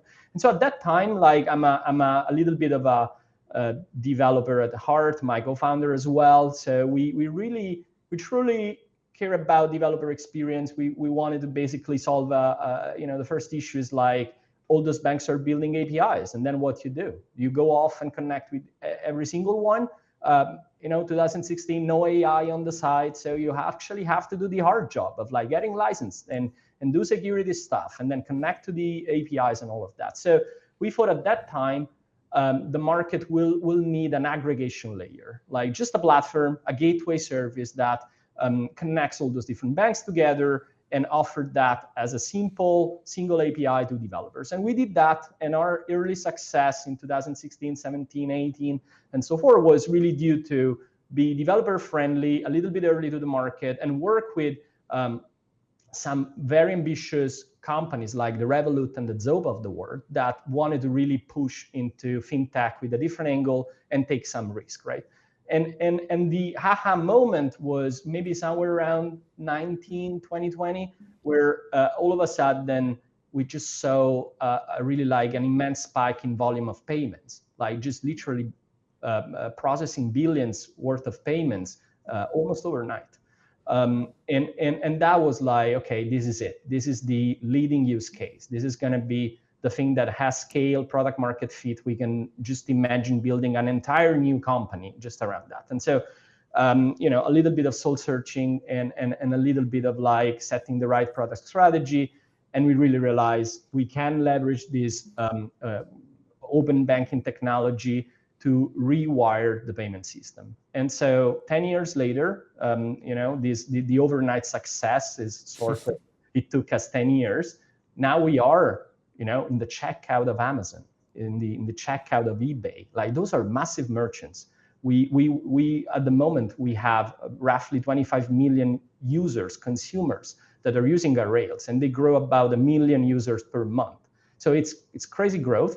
And the whole job has been in the last several years is how do you take some sort of like pure technology and make it something that is fit for purpose for a very specific use case, which is a huge use case, which is consumer payments, and create the trust environment of like businesses, consumers to just use it at scale. And it's been a massive journey. And frankly, like very proud that the team delivered on that sort of vision. Yeah, that's awesome. I wanted to ask, so you just, you mentioned, I think it was 2019 that you guys did a bit of like soul searching, right? And that was the kind of time when things had changed. We've spoken to the Intercom guys and obviously their famous kind of pivot and everything. And we're speaking to a few founders that have kind of gone through a similar experience. I wanted to ask about your experience now and what you feel is... Are you guys having to kind of stay like ultra focused? Are there things that could kind of pull you in multiple directions, or are you like very focused on the mission? Kind of how do you stay so focused when everything that's happening at the moment in the market is kind of happening pretty much every day? Yeah, I mean, look, I think that I think like maybe Paul Graham said something like you need to love the problem, not be in love with the solution, right? And I think that's really it, right? Like I think we love the problem. The solution happens to be a number of like new technologies that has been built in the last maybe 10, 15 years. I'm talking about open banking, but it's much broader than that. Like if you look at like the macro perspective, you have card-dominated sort of like world of payments, right? Like it's all about cards. That's the reality, right? And so that's sort of like the monolith. And what actually happened in the last several years is that in a very scattered manner, there's all sorts of different technologies that emerged that are going in and solving specific pain points. It could be open banking in the UK, local bank networks, account in other geographies, like, I don't know, Poland or the Netherlands or Brazil, I don't know. Is crypto as well, is instant payment rails, all of that. So is an unbundling moment of payments that actually happened in the last maybe 10, 15 years. And then what's happening right now is the rebundling moment. So we are rebundling payments using all those technologies to go and actually solve maybe pain points that are very clear and there, like already solved by the card companies in one way, but we believe that can be done much more efficiently, much more, in a secure manner with a consumer adoption that is coming from a different way with a different consumer flow. And so there are like massive benefits in introducing competition into the market, right? And so, yeah, our job is to, over time, select what are those technologies that are just, that they have the features, the capabilities to go and rewire the world of payment. So it's a little bit like, at certain times you need to be very fast in adopting the new thing, which like maybe we did with, open banking. Other times it's maybe like a wait and see approach. I think like, for instance, for crypto, I still have to see a massive sort of like consumer payments moment, right? And so the question is like how that is going to happen, in which geographies is this going to happen first? Because I think Europe is a very special kind of geography versus like emerging markets, right? So you need to like pick and choose your sort of battles in a way, and focus is absolutely important. I think that you're not going to be very successful if you don't try to set a very, very set perimeter to your ideas and where you're actually trying to go. Yeah, that's cool. It's a little segue maybe into a topic that we'd love to discuss with you. We had the CRO of EMEA for Stripe, Conor McNamara, on the show the other week, and in Stripe's annual letter recently, it discusses the future of what agentic commerce will look like. We had a back and forth around, is it sort of, these agents will have their own bank account. You can deposit like maybe crypto into a wallet that's connected to the agent, so they don't have to keep a human in the loop when they're trying to run transactions. The Collison brothers believe maybe we're at level 2 of their sort of 5-level like journey of agentic commerce being fully fledged and integrated into everything we do. I'd love to hear your perspective, from that. That payments perspective of what that future of agentic commerce looks like, and is it something that TrueLayer is interested in? First of all, we are massively interested into that. We are already collaborating with a lot of the big names on what is going to be the future of agentic commerce through alternative rails, the ones who we are building, which we believe can offer a lot of benefits to that source of brave new world. Specifically, is the real-time aspect, is the cost efficiency aspect, is the strong bank identity that they carries out, is the fact that merchants are much more in control of all the chargebacks process and all of that, which I think is a very critical issue of agentic commerce. I tend to believe that there are going to be a number of gating points into adoption. And the first one, I think, moving from AI being some sort of Uber search engine for consumers into becoming a shopping discovery engine, and that's probably where we are at the moment, into becoming agentic workflow. You have this sort of super assistant that does all the shopping for you. I don't think that is going to happen all at once. I always make the metaphor I do have a personal assistant, right? That doesn't mean she does all the shopping for me. I still want to do some stuff very manually because I want to feel in control. I want to pick and choose on certain things. Other stuff, I'm very comfortable delegating the whole thing. When you need to, for instance, align, I don't know, like a travel journey, right? You need to select within a budget, the airline, the hotel, all the different ground transportation, and then you have budget constraints and time constraints. So this is an optimization problem, if you want. I think agents are perfectly suited to do that, right? So I think there's going to be a lot of use cases that gets unlocked throughout the way, and there's a little bit of tension eventually going on between, merchants will want to own the checkout experience. I think that's prime real estate that they're not going to give away very easily. And so how that relation is going to be worked out, I think it's something that we need to keep in consideration. If you are any merchant with a little bit of user base, you are investing millions in marketing to build trust, to make sure that you are kind of top of mind when it comes to a certain specific category. They're not going to just leave it out there for others to just disintermediate them very easily. That doesn't mean, for instance, for the long tail may actually be a different modality. So you take all of those things together. There is another angle on discovery as in advertising model. How does it look like? I don't think that we haven't sorted that out. Eventually there is payments, right? And I think that I totally believe that is inevitable, that eventually some portion, it might be the entirety of the thing, it might be to actually end up outgrowing sort of human shopping. I don't know what is the right timeline for that, but certainly it will be a thing. It will be important. And so I think it's so critical that companies like ourselves, they start early and they start, iterating, figuring out, listening to feedback, what are all the different pain points, and unlocking critical parts of the model. And I say the model because it might be about technology, but it also could very well be about the liability model, where the risk sits, who's going to be on the hook for what, and all those things needs to be sorted out. Agent to agent, more in the world of you have these autonomous agents, maybe trading stocks or creating entire businesses, or having to pay suppliers. I firmly believe that crypto gives you an edge. It's just more programmable. It's just you're just sort of speaking the same language. You don't have to go through a lot of more hard to access piece of the infrastructure. So I'm sure there's going to be eventually regulation put in place. Like it's not going to be like completely open, but I think the technology itself, like the fact that you may end up having a real-time settlement network for like the world basically, and just like being able to support global commerce through that, it's clearly the direction where we are going. So going back to what is our job?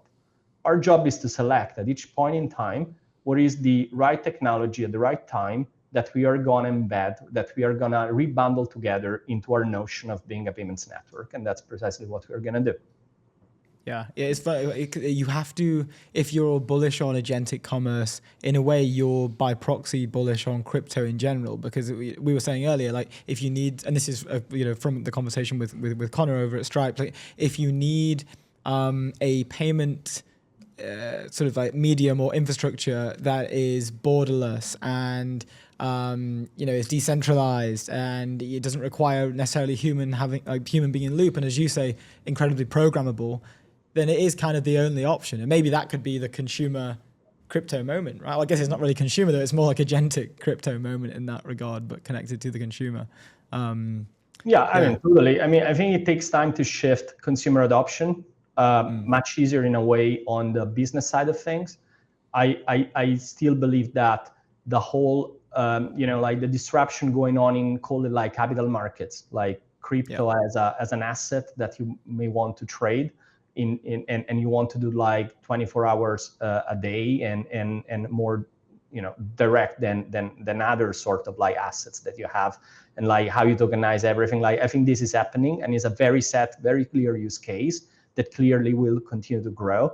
Then like it becomes a little bit like what do you think, right? Like, is it like Bitcoin, some sort of like gold alternative? Is it the world going through a de-dollarization or not, or whatever? Like, I think like that's maybe like, it's up for debate. Like you may have very different dissenting view. I personally believe that, the raw concept of like having internet money, I think has legs. Like it's certainly part of the innovation. Like I want to see that happening. How that trickles down into everyday transaction, I think like probably today depends like where you sit in the world. If you are in Europe, stable currency, low level of inflation, real-time rails, like hyper served in terms of like your different options and whatever, probably you're not going to think crypto as the natural way of like doing like your daily shopping. But maybe if you're in Argentina, it's a very different consideration, right? Like you have all sorts of different problems. And so my expectation is that emerging markets, as in sort of like consumer behavior, they're just going to continue to grow very rapidly. And I think maybe what is very interesting right now is companies building entire banks, financial service, basically institutions that only deal with sort of like crypto rails in different flavors, right? I think that's very important, especially when you look at the global south sort of part of the equation.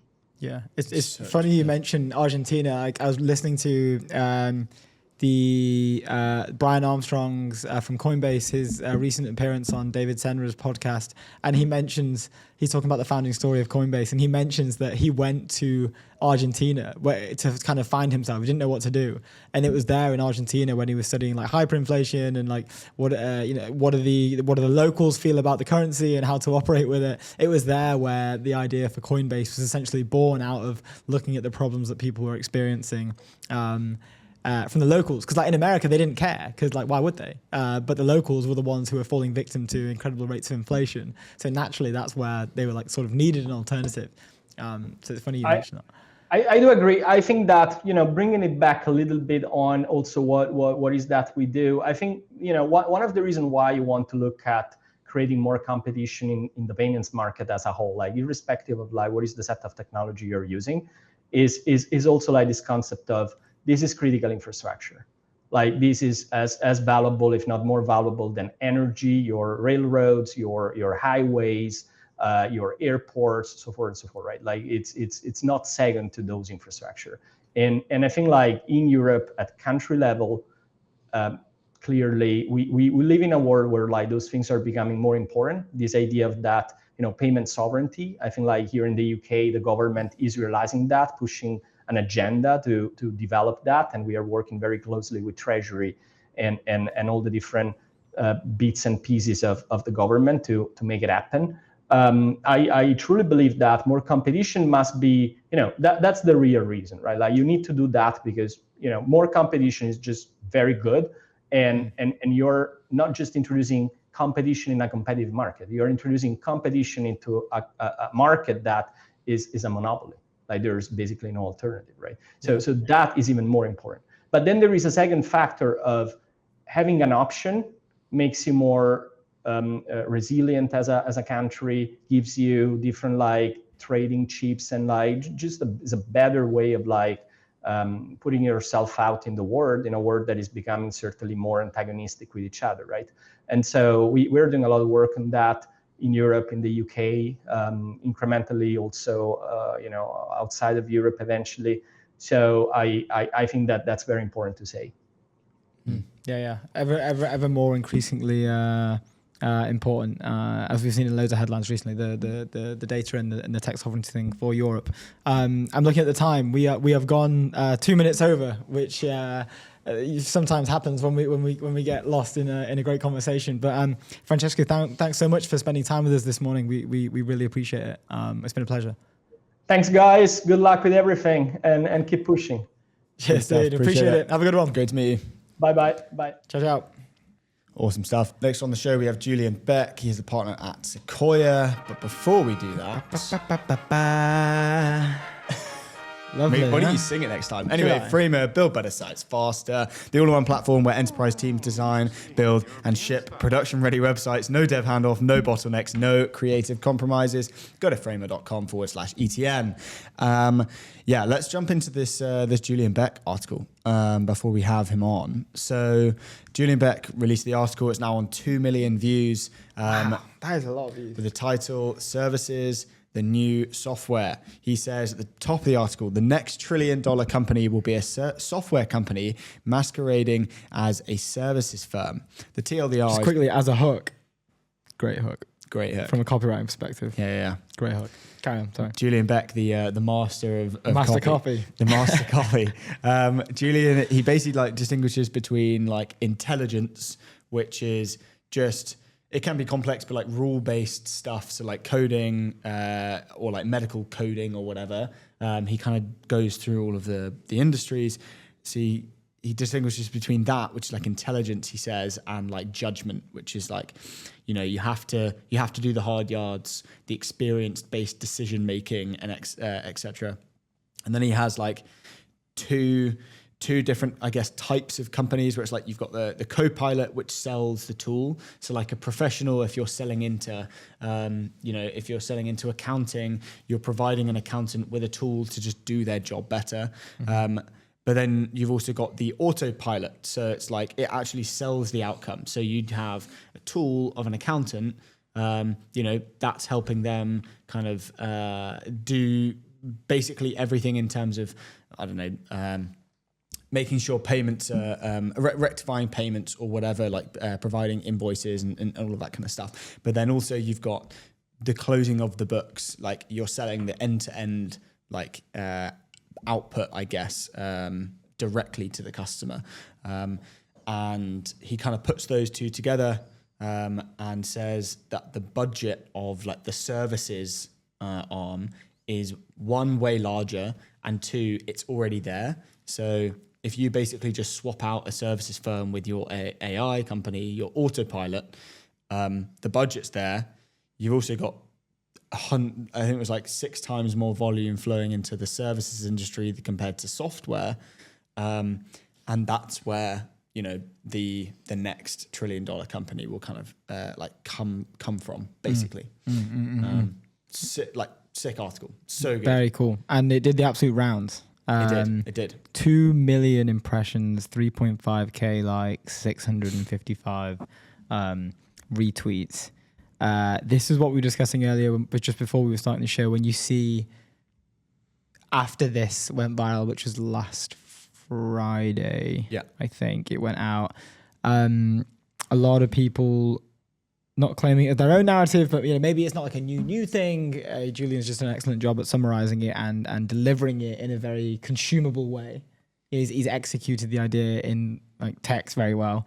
But a lot of people jumping on, claiming like, I've been thinking this for years. Me too. I just didn't. You good? You did, okay? Because I was thinking about that as well. I just didn't do the thing, which is good. But Julian's going to be joining us in 10 minutes. Yeah, in 10 minutes to chat more about the services, the new software. The 1 trillion company will be a service company masquerading as a services firm, which is going to be super fun. Maybe we should do some of the tweets. Yeah, let's do tweets. I'm pretty sure we had something. Thing? We'll go through that before with the Julian stuff, but can't remember what it was. So we can jump in to the tweets. Let's go to the town square. Let's do that. Just taking a look at. The Lagora stuff. Did we properly go into that? I feel like we were kind of cut short. Yeah, we can go into the Lagora stuff. I just want to read the Bloomberg. I kind of got down to like we started talking about the fact that they're now going into like Houston, Chicago. They've obviously got New York and Denver hubs. Yunstran says, we haven't spent any of the money from our Series C yet, Yunstran says, but we're expecting to significantly go up in our burn rate this year as we scale out the team in the US. Harvey, which had a financing round in December, is in talks to raise funds at an $11 billion valuation, which was reported last month. Haven't yet done it yet. But this is what, I mean, just quickly going back to Julian's article, like this is what this, like he's saying, it's like they are providing a co-pilot for a lawyer to do their job better. Where there's the moat in that, I don't know. Are they, I assume, building some form of like autopilot adjacent thing? Probably. They're raising like they're raising like there's obviously they're getting so many customers anyway, but it's like, what's the kind of bigger thing, the next thing in terms of the strategic kind of movement towards just being the one platform that like a lawyer will use, but then also will never have to outsource anything else in terms of, I don't know, reviewing documents or whatever. Well, I think this comes back to what we were saying. Whatever the edge case is. Earlier though on the narrative stuff, right? Like everyone constantly like, Claude just killed this industry or Claude just killed this industry. And like the markets were taking a dip. And there was a specific one about law as well that they launched. But I mean, like I do feel that like this is in a way proof to suggest that like, okay, these things are being over prescribed in a way, like the Claude just killed this industry type thing. They're being over prescribed in a way because you can't, yes, that's cool. And maybe like Claude can now do maybe this small use case within law, but it's not intertwined into the majority of legal firms who are like forward thinking enough to adopt technology today. Yeah. And that's valuable. Yeah. That's that's like a valuable thing to have. I think the thing that Julian says in the article which was super interesting, and haven't really heard anyone kind of put it like this, but he was like, the best place for AI autopilots to start is with tasks that companies already outsource. This indicates 3 things. The work can be done externally, a budget already exists, and the buyer is already purchasing an outcome. So it's like, he then goes on to talk about the fact that it's like, it's a swap. It's not like a reorg type thing where you're having to kind of, cull employees and kind of do a whole company reorg. It's like it's just like a swap. You're just literally replacing an external contract with an AI provider. Take one out, put another one in. It's like simple vendor swap instead of like this difficult, we really have to kind of like change direction of the ship to be able to go into one, to go one way. Don't have to do that, right? It's just a quick kind of in-out swap. And no one, I haven't seen anyone kind of put it like that, where it's like these are the three things that companies kind of should be looking for. Funnily enough, we were going to touch on the fact that he put his email in the bottom of the article, which so we emailed him. I think I emailed him on either Friday or Saturday. Read the article on Saturday, emailed him. I was like, hey man, got to come on the show. He didn't get back to me until yesterday, and I think the reason why is just purely because he put his email in there. Yeah, your emails in an article that was 2 million impressions, and the email's a Sequoia email. He must have had to get one. He probably got in trouble for that, but two, he must have got. I don't know. Do you get in trouble for that? No, you won't get in trouble for it. But they just ruin his inbox. Yeah, but it's in like he's probably had to get a new email being like, guys, like so sorry, but Julian Beck 1 at Sequoia.com. Yeah. I can imagine the amount, because I mean, like getting your email leaked at Sequoia anyway. I mean, it's not a hard email. I'm pretty sure. Yeah, I'm pretty sure. It's literally like Julian at Sequoia.com. But having it go viral on a 2 million impression article it's pretty funny. Yeah. You're probably getting a lot of pictures. Plus all the DMs. But anyway, a lot of DMs, a lot of pictures. Yeah, Polymarket, the world's largest prediction market. Stay informed and profit from your knowledge. Go to polymarket.com. Should we jump into the town hall? Yeah, let's see what's going down. Should we quickly react to the Roy Lee stuff? Oh yeah, do we have time? Yeah, we've got time. We've got 3 minutes. Okay. Go. So a few days ago, yesterday, Roy Lee came out. Do you want to give a bit of context on the story? Yeah, so like Roy Lee, everyone knows who he is, founder of Clearly, CEO, did Leak Code, raised a round in like 2 days on X from A16Z. A lot of narrative around Clearly is dead. And then essentially a TechCrunch article that was written a few months ago mentioned his revenue numbers. Someone digged into them. I think he was saying 7 million ARR. Someone digged into them and was like, I just can't make sense of the numbers. Like, if this was the case, you'd need to have 29,667 users. There is no way Clearly has that many users at $20 a month for the subscription. Then Roy came out and said that went pretty viral. And then Roy came out and said like, hey, yeah, that's actually true. Some person, I think he used a different word, some person from TechCrunch reached out to me. No, sorry, some random person gave me a call. I just told them, I made up some numbers on the phone. I didn't know there was going to be an article written about it. That person happens to be a TechCrunch reporter.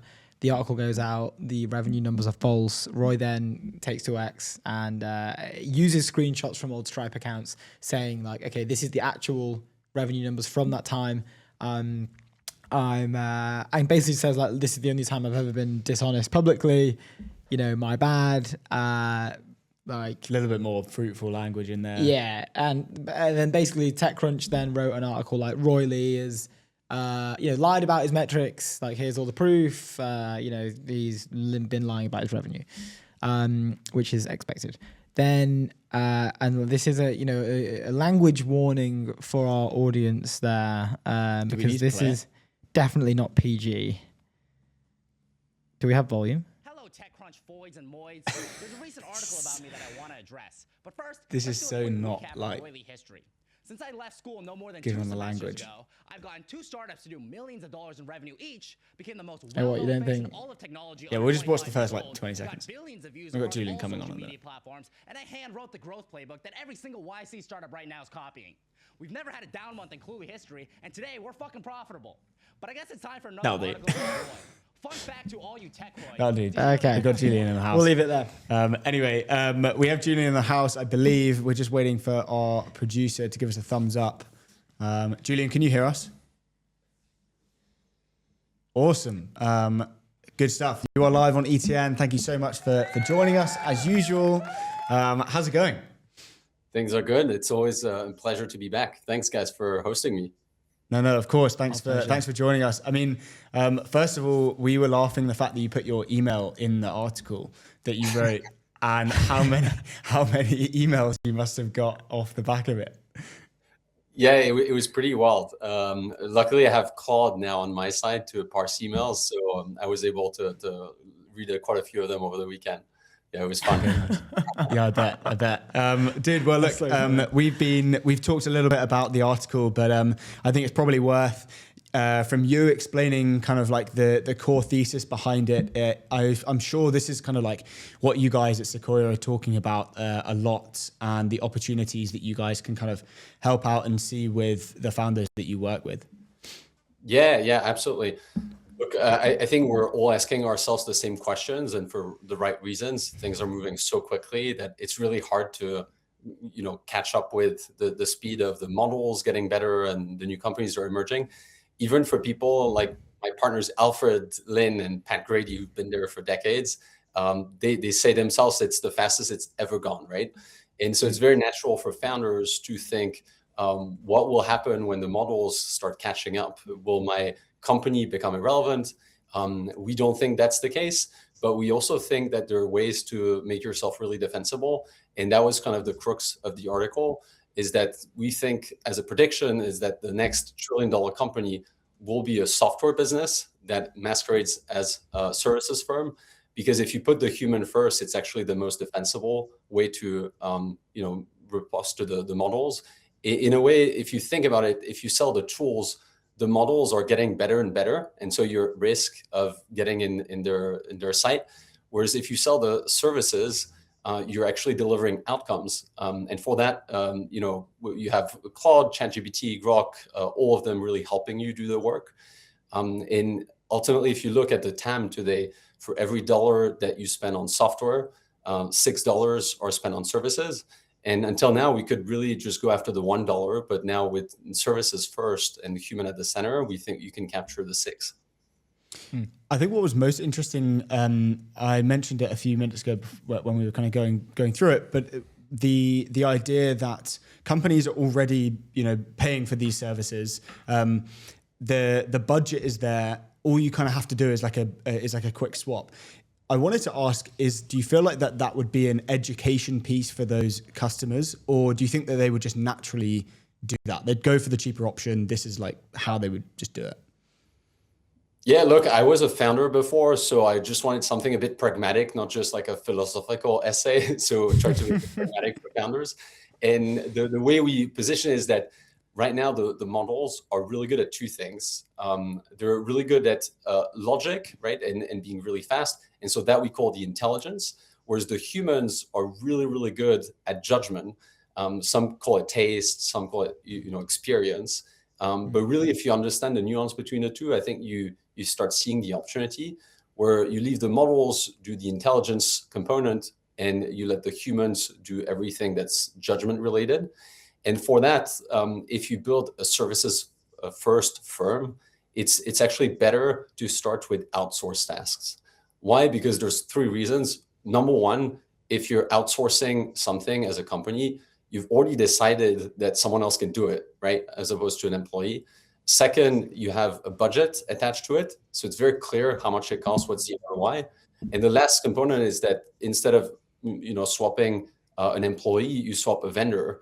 It's just a lot easier to swap a vendor, and it's just one budget line, right? And so our recommendation to founders is, if you attack one of these verticals that we think is really interesting, you should probably start thinking about outsourcing. And so that's where the article came about, is that let's map out the areas where there's the largest TAM, but also where a chunk of that TAM is outsourced today as the wedge to go to market effectively. Mm-hmm. What, going back slightly, like those conversations that you're having with the founders, the ones who are saying like, look, like, I'm maybe slightly exposed here to the models, like the rate that they're developing is insane. And like we've literally just spoke about it.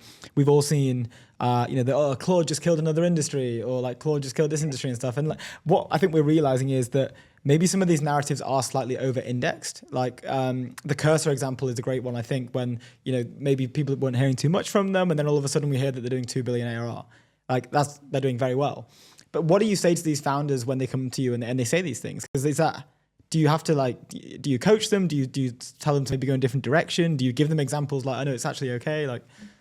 Yeah, absolutely. And look, maybe when we started investing in AI, a lot of people were thinking that if you build a co-pilot to the employee, you're enabling the employee to do better. And that made a lot of sense in the first innings of AI, because the models were maybe not good enough to automate an entire task. In the case of, you mentioned software engineering as a great example, I think just in the last few months, for anyone who's toyed with the models, you realize that you can actually complete end-to-end a task, right? You can say, build me an app to automate my email triage. And without any notion of coding, you can get from 0 to a live demo in a couple of minutes. And that's really started to happen in software engineering. But we actually think that's going to happen in other areas where intelligence is first, but where human judgment still matters. And so the advice to founders is the following: make sure you strip out the intelligence work, so everything codifiable, rules-based, that will ultimately be something that you leave the models to do. But whatever requires judgment, data that you get from experience as a person in the real world, not just scraping websites, that you leave to the human, and you make sure that they're the engine powering the AI behind it. We spoke to Gokul at Marathon Management Partners, and he was talking about the systems of record and how that is like a moat, right? You've got companies that have their own proprietary data that act on that. I assume the earlier you do that, the better, especially when you have an AI integrated company building for their customers, and basically their tasks are, all of the data is going through that, and you're kind of compounding this kind of like proprietary data set, right? How do you look at that as a founder and go, okay, how do we create our own from 0 to 1, our own proprietary data kind of machine, basically? Yeah, absolutely. So I just want to make something clear. We were in the Copilot era, we're entering the autopilot era. That doesn't mean for companies who were Copilot or system of records that they don't have a future. It's just they have to navigate the change, right? And so if you're a system of record, so I give you an example. I work with a business called Rillet in the US. They're a financial ERP, think QuickBooks for larger companies. Oh, right? we interviewed Nick at Slush, actually. There you go. Yeah. Okay. Yeah. Very well. You're a legend. I give him a shout out. But what they're doing is that they have amazing data, because everyone is closing their books on Rillet. They're using it as a system of record to have all the general entries that are going into the business, right? But they have an amazing position, because once you've done that, you can actually close the books, right? And that's where we think that today you can help the human actually do that, but eventually hopefully automate it as well. And so for all these companies that are a system of records that have clean data, the logic of thinking like an autopilot is really important, because in the case of Rillet, if you look at some of their competitors like QuickBooks, you spend $5,000, $10,000 on QuickBooks, but you spend $150K on an external accountant, right? And so fighting for that 5 to 10K feels almost pointless, right? When you can actually drive massive ROI by replacing the work and doing the outcome altogether.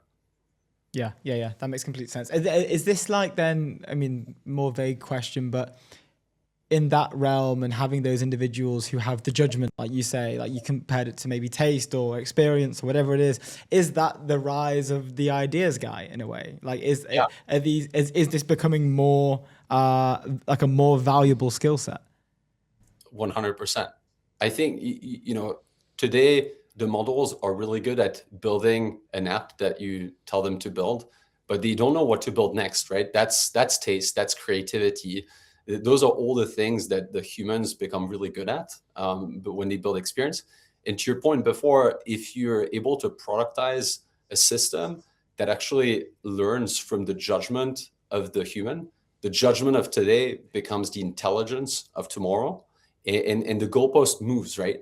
But it does mean that for the human, you need to keep improving your skills, learning things that, frankly, the models can't do to really push the boundary further and further. Yeah, that's interesting. So it's kind of like the front as you're using your, I guess, like judgment, taste, experience, and employing that into like your model or like the automations that you're running for a company. You're saying that that becomes intelligence in that regard, and therefore is essentially now sort of not behind the frontier, but it's sort of now you've got to, what's the new thing? What's the new thing in front of Okay, interesting. Yeah. And to that point, I think history is a great proof point. The GPT-3 came up several years before ChatGPT, right? And so the question is like, why did the same model suddenly become useful? It's because we introduced reinforcement learning from human feedback, right? And so that's exactly the proof that you can induce judgment into the models who have the intelligence, and suddenly it becomes useful, right? And we think that the same will happen to every business category, but you have to involve the human, otherwise you can't get the judgment into the intelligence. I know I am conscious you got to go at 1, but I wanted to ask a final question about so the kind of rebuttal from the Citrini article that was kind of released 2 weeks ago now at least, was basically that companies you're providing this other it's like you're providing this other kind of data layer, right, within companies, and they're kind of going down a route that it's all kind of going into there's like more volume. So like services industry, you mentioned for every $1 spent in software, 6 is spent in services. What's the where SaaS is dead, people are saying. What's the kind of opportunity for SaaS companies now? Because I feel like there's just so much more volume that's kind of being uncovered, right? And that was the kind of rebuttal to the Citrini thing, is like there's so much more volume, so like go and grab it. Yeah. So first, we don't think that SaaS is dead. Absolutely not. We think it's a great opportunity, particularly for younger companies, because if you look at the public markets, a lot of companies are getting bettered. And because it's such a war for talent, we're seeing a lot of younger companies actually manage to poach executives that they've never ever dreamed that they could get on their team, right? And so I encourage every founder out there to make the benefit of the situation and just go and try and approach the very best people in the industry and convince them to join your company. Because the things that worked yesterday won't necessarily work tomorrow. And so the companies that are starting now, particularly in SaaS, are coming up with ideas that no one else had in the past. And I'm sure those will work out. And well, time will tell us, but we're all very bullish on that. Yeah, for sure. I mean, yeah, we like the sentiment that SaaS isn't dead as well. So hopefully we're all right. Yeah, hopefully we're good. That's an interesting way to phrase that. Last question before you go, but it's almost the market response could be looked at as a positive thing for startups based off a talent redistribution, right? Like maybe the talent is finding a new equilibrium. You're saying maybe a trickle down effect of talent can reach startups, or maybe this is now a new era of new founders, basically. Yeah, we're seeing it a lot. And in fact, what I will say, just speaking to portfolio companies, we just had a session with one of them who has a very high bar on talent. And they're really focusing on hiring the very, very best, because even the people who are just good, you can see the difference very quickly because they get so much leverage from AI that I would say the gap between good and the great is widening. And so it's become even more important for a younger company to focus on getting the very, very top people. And we're encouraging everyone to do that. Awesome. That's so awesome. Well, Julian, thank you so much for joining us. We appreciate it. And thanks for having me again. See you soon. Dude. Always good to see you. Cheers. Awesome stuff. There's Julian Beck at Sequoia Capital. Before we have our next guest on, leave outdated business banking behind with Airwallex, the all-in-one financial platform built for the pace of modern business, multi-currency accounts, corporate cards, expense management, online payments, all in one platform. Go to airwallex.com.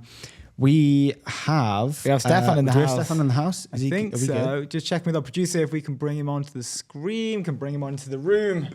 Stefan, can you hear us? Hi, guys. Awesome. Yes, you're live on ETN. How's it going?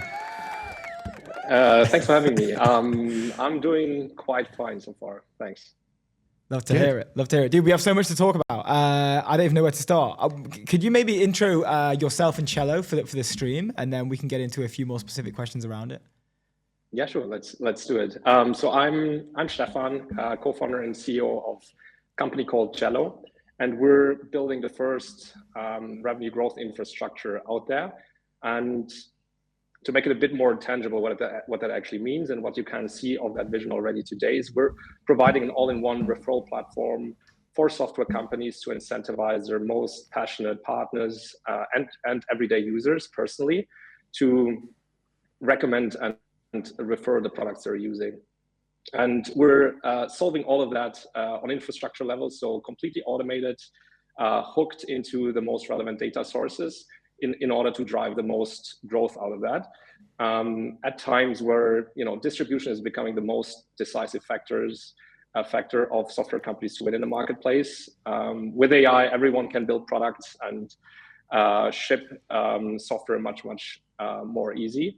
So distribution is becoming key to win, while at the same time distribution is under a lot of pressure, right? The existing go-to-market channels, as we know them, they're seeing the legacy channels are in decline. There's a lot of noise in these channels because of AI, and it's important for companies now to basically find a way how to cut through that noise. And we believe that human social proof is basically the signal out there that does that. And with our infrastructure, you can scale that. I think it's so clever because it's like a, people are saying like the real moat is the humans, right? And you guys are kind of just betting big on that. What's the I'm curious, when you started Cello, what was the kind of key idea behind this? What was the kind of big vision of okay, I think AI will do this kind of outreach is dying and standard GTM is kind of dying. You touched on it, but what was the big idea when you first started? What was that that thing that was okay, I need to go and start Cello because this is important? Yeah, we saw that referrals has been working in B2C land since ever, but no one really cracked the code of how to make this successful in B2B. So I try to understand why that is the case, why no one has ever built a platform like this, why no one has ever understood how to really incentivize users in order to make referrals in B2B work. And it looks more easy on the surface than it probably actually is. Which is probably one of the reasons. But this is basically how we started to replicate the success of referrals that has been shown since decades in B2C for B2B. And then we understood that the world in the future will consist of both humans taking actions, but also agents. So we try to understand what are the signals both humans and agents in this new world will listen to. And in the end, mostly, authenticated human social proof is the key to both. So humans trust other humans when it comes to recommendations, but also agents listen to authenticated, generated content by human. This is how LLMs work. And with our infrastructure, you can basically scale both referrals, but also in the near future, also user-generated content and reviews, etc. You mentioned the legacy channels there. I've been a BDR in the past, so I know how that can be a really great way. I've not spoke to any enterprise companies recently, specifically I guess sales leads or CROs or territory leads or whatever. But surely that the layer of BDRs, BDR manager, sort of regional territory manager, a sales VP, is that? I guess it works for, the sales forces, the data dogs, but is that maybe sort of dying a little bit? In my mind, you could probably spin up something similar in terms of outreach with again, I've not done this and I'm not sort of throwing shade on them, but an OpenClaw and maybe one good GTM sort of technical engineer. Yeah, so we're serving both PLG companies that have a free trial access where typically in most cases, there's no BDR involved, but we're also serving the companies like Pleo or Central where they have classic BDR and AE setups, and we're basically equipping them with the right signal and opening doors. So our job as a platform is basically opening doors, and we make therefore the life of BDRs much more easy, but obviously also the life of growth and marketing teams when it comes to rather marketing driven acquisition or product led driven acquisition. Yeah.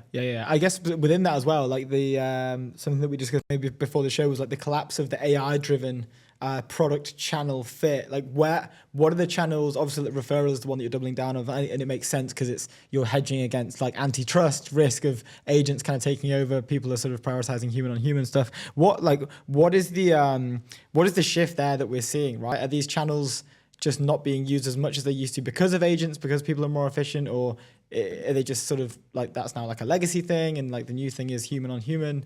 Like what's happening to these legacy channels? Yeah, so on a macro level, we see that LTV CAC payback has 5x in the last 5 years. So basically, what companies are doing in general is less effective. And if we go one level further down and look, channel by channel, what we're seeing is that AI is basically disrupting these channels. If it's SEO or content, we see that these AI overviews, for example, on Google has led to a 79% decrease in traffic. Yeah. We see that pickup rates for cold calling has halved in just 1 year because, for example, iOS has introduced an AI, an AI function that picks up like the screens phone the calls, right? Yeah, exactly. Dude, I swear I got one this morning when we were about to film. I swear I was getting one this morning. Yeah. It's cool. I like it. Yeah, I mean, the reason for that is that companies are using AI SDRs more and more to basically automatically call people. So everything is getting more noisy. So these spam filters are kicking in more and more, and that's why it's just more difficult to cut through the noise with cold calling, but also written outbound, for example. And if you go channel by channel, I mean, there's a certain set of channels you can basically run as a company. You see that it's just getting more difficult, in all places, because with AI you can just mass automate and mass personalize much better than you could do before. I'm wondering if we go to like a world where, because even when I was doing it, like cold calling being a BDR is an incredibly hard job. Everyone's just telling you to they're being very rude to you every single day, basically. Because you are cold calling them out of the blue. But like at the time it was like cold call, email, LinkedIn, and then on the edge case, if it was a local business, you could like send like a gift or something, or like bring them a cake or something like that. But a lot of these platforms were like I think it was G2 was like a big if you're on G2, that's a great sign that you've got the G2 awards and stuff. It was like a very, oh no, sorry, we only buy from this G2 section type thing. Is this, is that going to become more popular then, or is that maybe even going to get sort of rinsed away? Yeah, interesting question. So what you see, like LLMs are really relying on these reviews. But what we also see is that, obviously companies, try to trick that with automation, and therefore authenticated human reviews will become more important. We see that like slowly creeping in on LinkedIn, where you see this little badge where people like left their identity, right, and authenticated themselves. We believe we will see this like all over the place, that authenticated human signal will just be worth a lot more than just any other signal, because it's most probably machine generated. Yeah. So interesting. It's like part of the, in a weird way, it's very similar to a lot of like, just broadly speaking, over a number of industries, we're seeing like an over-index on agentic workflows, agents in general. But what that's doing is also not making people worried, but it's also kind of putting their guards up a little bit. Like there's becoming an overall lack of trust in some of these environments. And we're seeing that even from like the media perspective. It's very trendy now for founders to go direct. Like you don't use a third party agency, you don't use a third party like a legacy media platform. Like people want to speak to their audiences, they want to see the founders. Does that mean you guys like bifurcate? So whenever like I don't know, as agents get ever more kind of, I don't know, popular, does that mean you guys kind of grow with that, because you're almost like betting against it, and therefore there's just more noise, therefore more people wanting to bet against it and using you guys? Do you see that or not? A little bit, yeah. I think we will just, like, the way how we see the future is that revenue growth infrastructure will be a layer like payment infrastructure, like databases, right? There will be this like default layer where you will have this, and then like left and right to that, you obviously try other channels in order to get to maximum distribution. I do think that the budget, there will be an increase in budget concentration. So teams will be smaller, there will be more agents, but ultimately there will be less decision makers like what product, for example, to buy. And opening the doors to these budget holders, I think will be the game of the next couple of years. And I think our infrastructure can help with that. Yeah, that's sick. There was another. Oh, sorry. No, go on. Another one. Again, just when we were discussing before the call, like growth loops are replacing linear marketing channels. Would love to dig more into this. Like, how are SaaS companies building specifically the word self-reinforcing loops where product usage, customers, and communities can drive continuous growth? We've seen a number of really cool examples of this, but it's more on the media side. Like, people are doing pretty nutty viral stunts, but not even just like, the YC company did a viral stunt. We're seeing like Series D, E, F, like B2B SaaS products actually do some pretty good ones that aren't like cringe. We would love to hear your take on that as a whole, like the growth loops. Yeah, I saw you have Elena Werner later on, right? Like she's more or less the OG of growth. So you also might want to double click on that with her. But in general, like how we think about go-to-market is like we have a growth system at the core where we have like several growth loops linked to each other. Simple things as obviously like, referrals is one growth loop, but also casual contact loop. So if someone opens up our product in that customer's product, our referral widget, there's like a little branding, right? And that branding basically educates the user what Cello actually is. And every like more customers, more users, more eyeballs on this branding will eventually lead to more customers. And therefore, every acquired customer has more worth at like on an elementary level. And then you have like linear activities at this, like, and you can feed in leads and customers from the sidelines. Like, for example, if you increase your ad spend, that is not necessarily a loop that increases your customer base, but then this increase in customer base will basically lead to more customers through growth loops at the core level. It's a bit theoretical, but if you spend a little bit of time reading about this, it's I think how every company nowadays should think about going to market. Yeah, that's sick. That's interesting. I wanted to ask about agent-to-agent commerce and the kind of future of what's going on in that realm, and where you guys see kind of the opportunity if that's to become, they're talking about the volume kind of changes and everything else that's going on in terms of the increase in volume when agents are buying things from agents and humans aren't even in the loop. Where do you see kind of Cello being within that loop?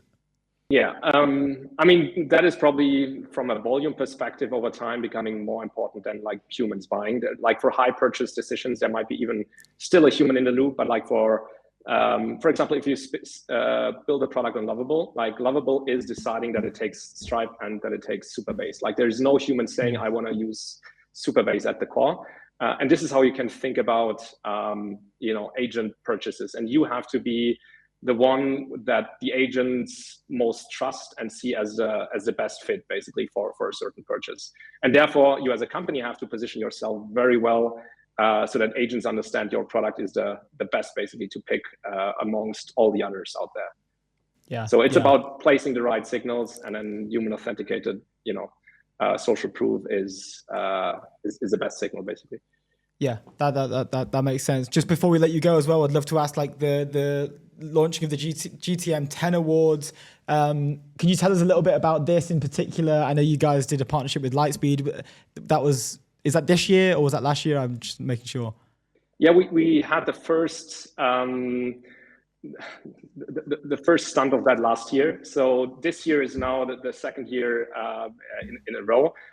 Again, together with Lightspeed Venture Partners. And what we're doing is we're awarding the 10 best operators in 5 different go-to-market categories. So sales, partnerships, customer success, growth, and marketing, with the best possible jury we could come up with. And if you click on the website, click into the last year's winners, you understand like what our marketing team has been cooking there. I'm very proud of them. It's a small team, but very mighty.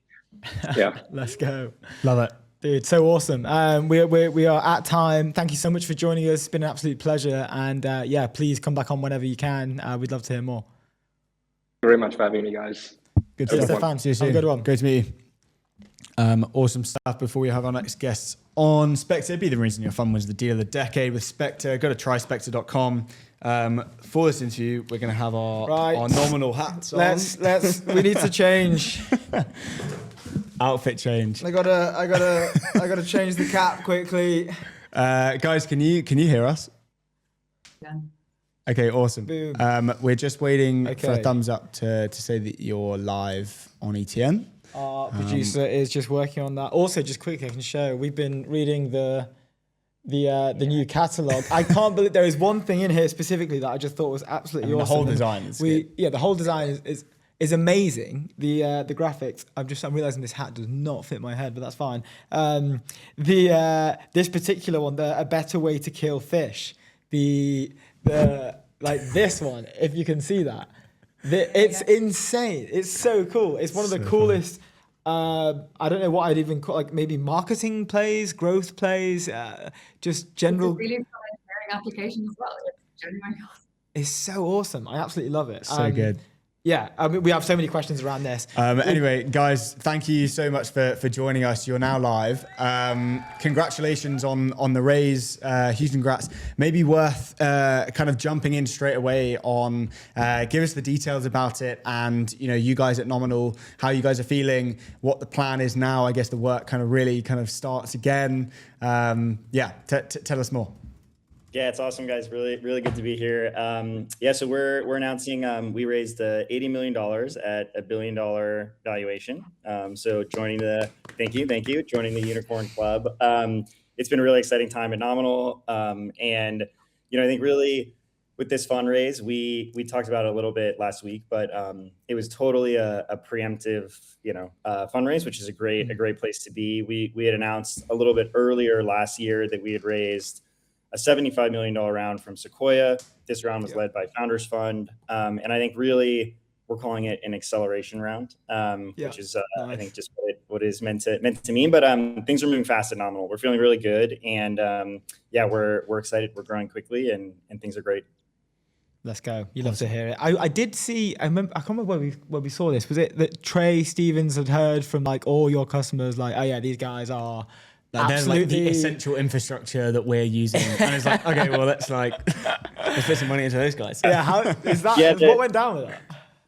Yeah, I think the framing was. I think in the world right now, there's a lot of nice to have, technology and software, and we made it in the need to have category, which is where you always want to be, and I think Founders Fund and many of our other investors, Sequoia, Lightspeed, et cetera, I think they all have a vantage point, particularly into companies building hardware and reindustrializing right now. And I think they're hearing, from their portfolio companies and as they look out on the market, the need for like phenomenal technology. And I think Trey particularly was able to hear that, from Andrew very directly and very loudly.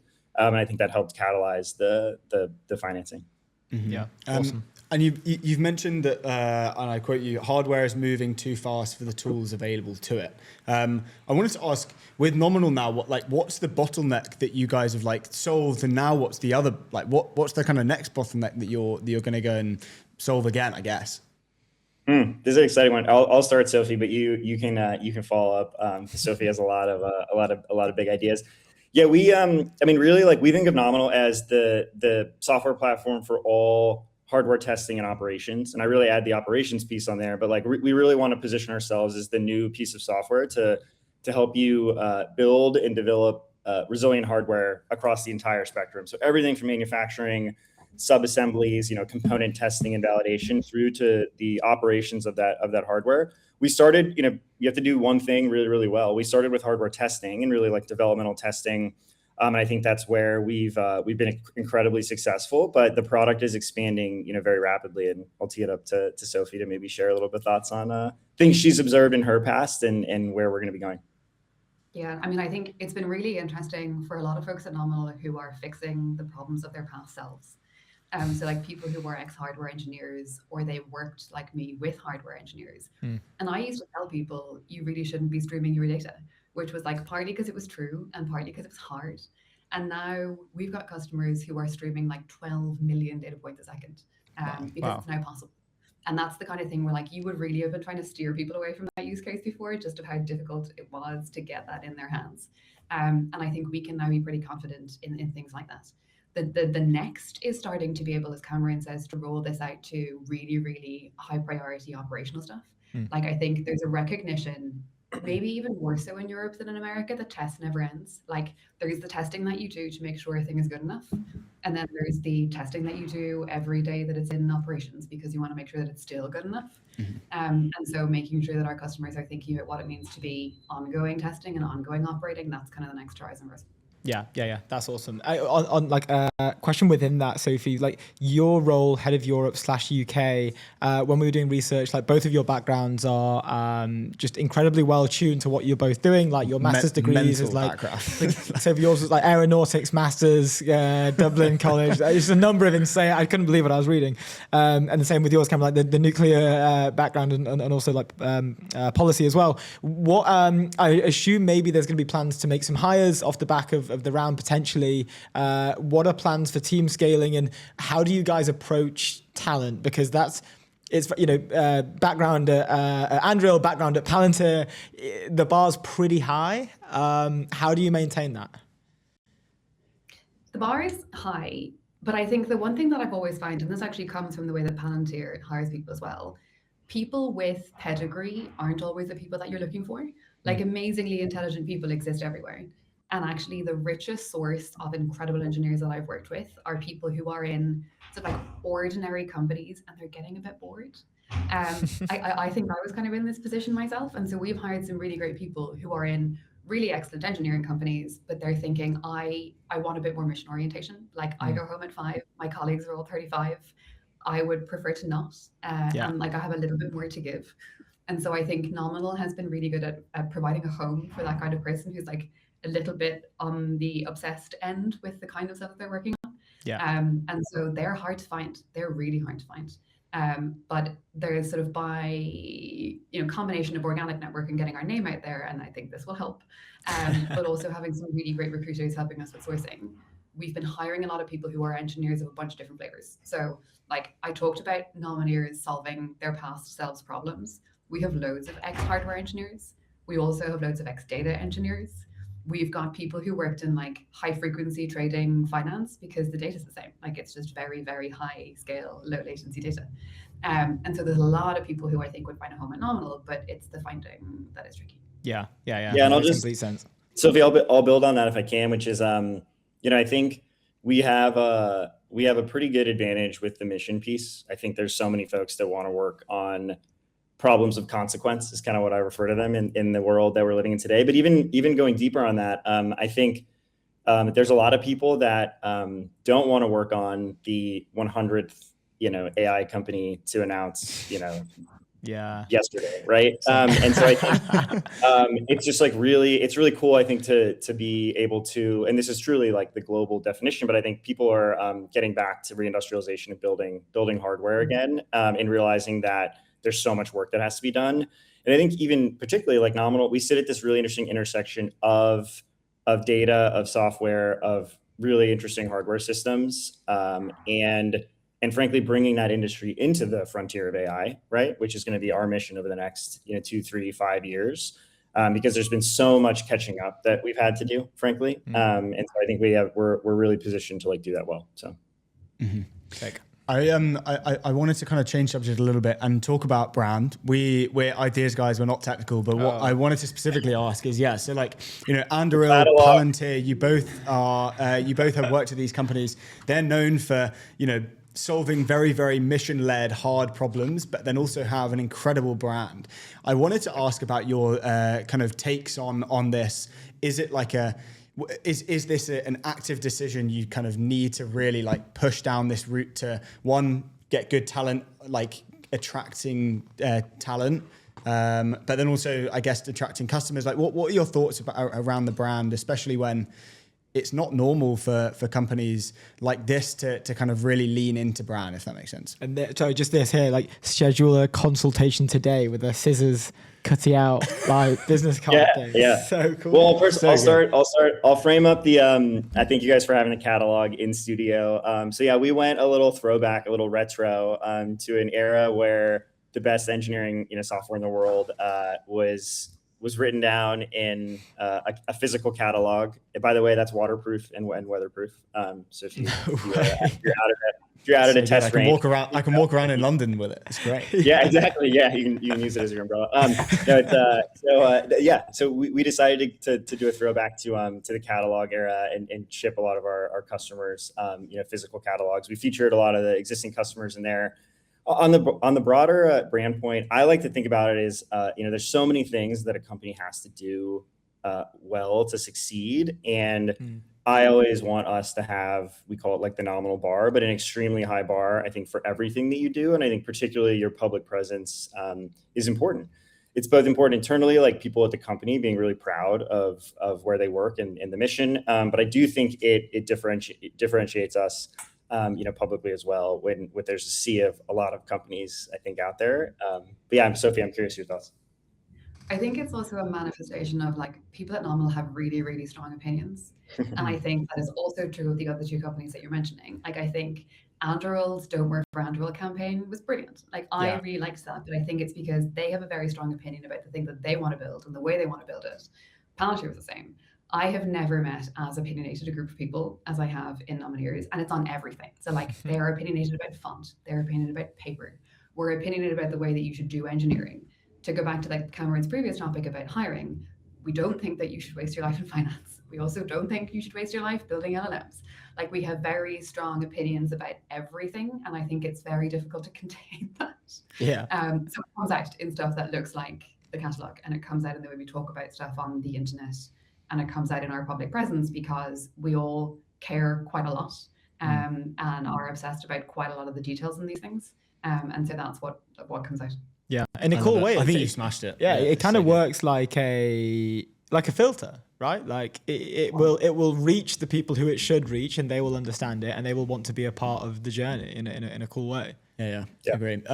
Before, so we've got 3 minutes left. I wanted to touch on kind of, I guess, the future of kind of hardware engineers in terms of, you're building AI agents to like not just like show you the data and manage the data, but like actually like make judgment on that data and understand physics, kinematics, whatever.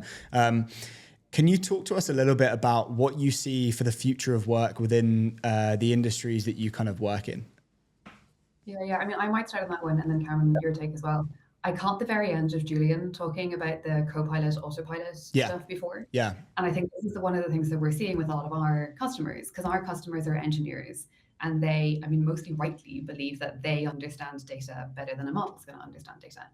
And so there are places, I think, where we are, seeing Copilots or we're seeing Autopilots, but honestly, that's not what people want.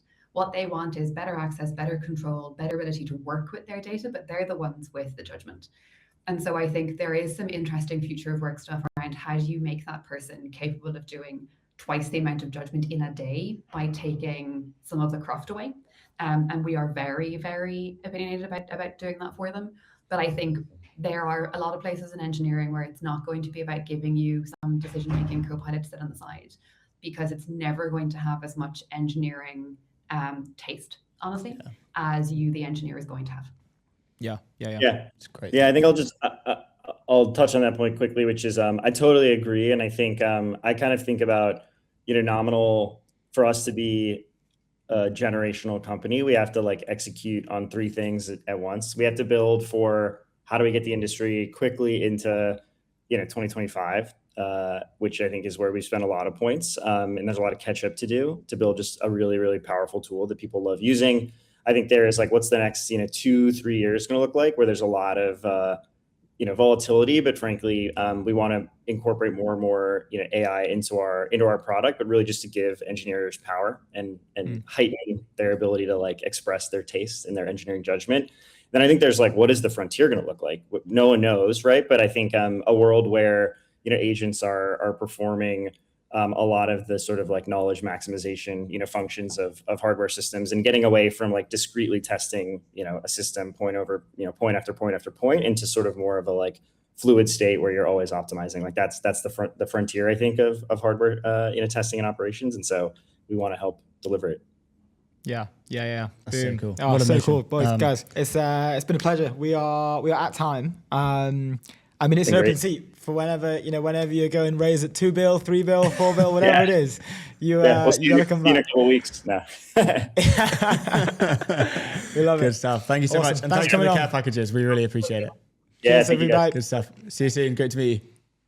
Awesome stuff. Before we have our next guest on, Framer, build better sites faster. The all-in-one platform where enterprise teams design, build, and ship production-ready websites. No dev handoff, no bottlenecks, no creative compromises. Go to framer.com/ETN. We have Yasser at Chatbase in. Yasser, can you hear us?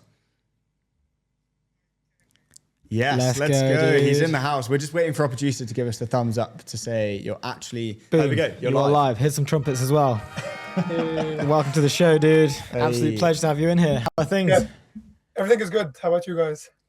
We're good. Doing well. We're having a great day. There's been a good day of news today, which in our world is a great thing. But we're not here to talk about us. We're here to talk about you.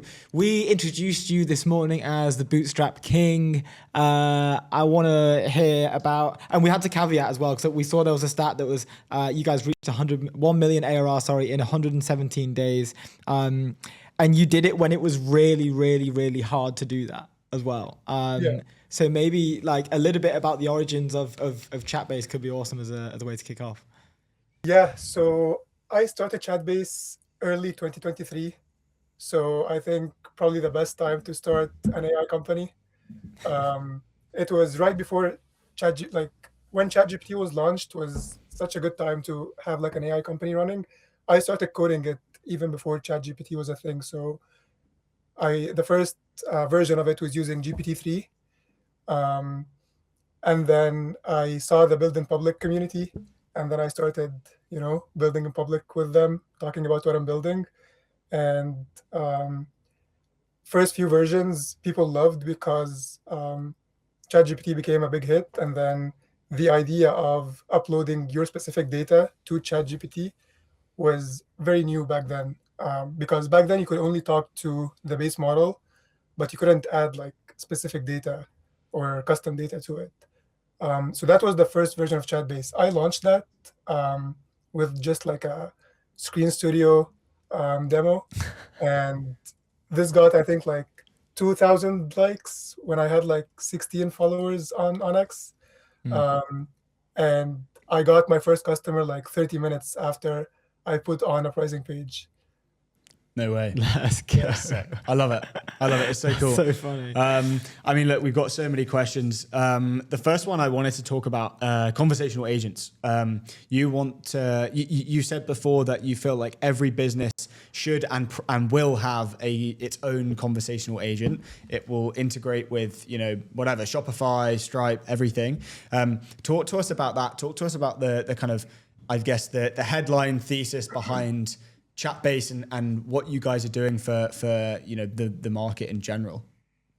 Yeah, I think it's now kind of obvious. It's the consensus that conversational agents are going to become a thing. I think like every company had to build a website to go onto the digital space. I think now every company will have an AI agent that represents the company to their customers. So I think it goes beyond customer support. I think customer support was the easy entry point. But I think a conversational agent that knows everything about the company, that knows everything about the brand, talks like the brand, is connected to all the systems, can take actions. I think we're seeing that already, like in production, people are using, and I think it's going to get more and more prevalent as the models become better.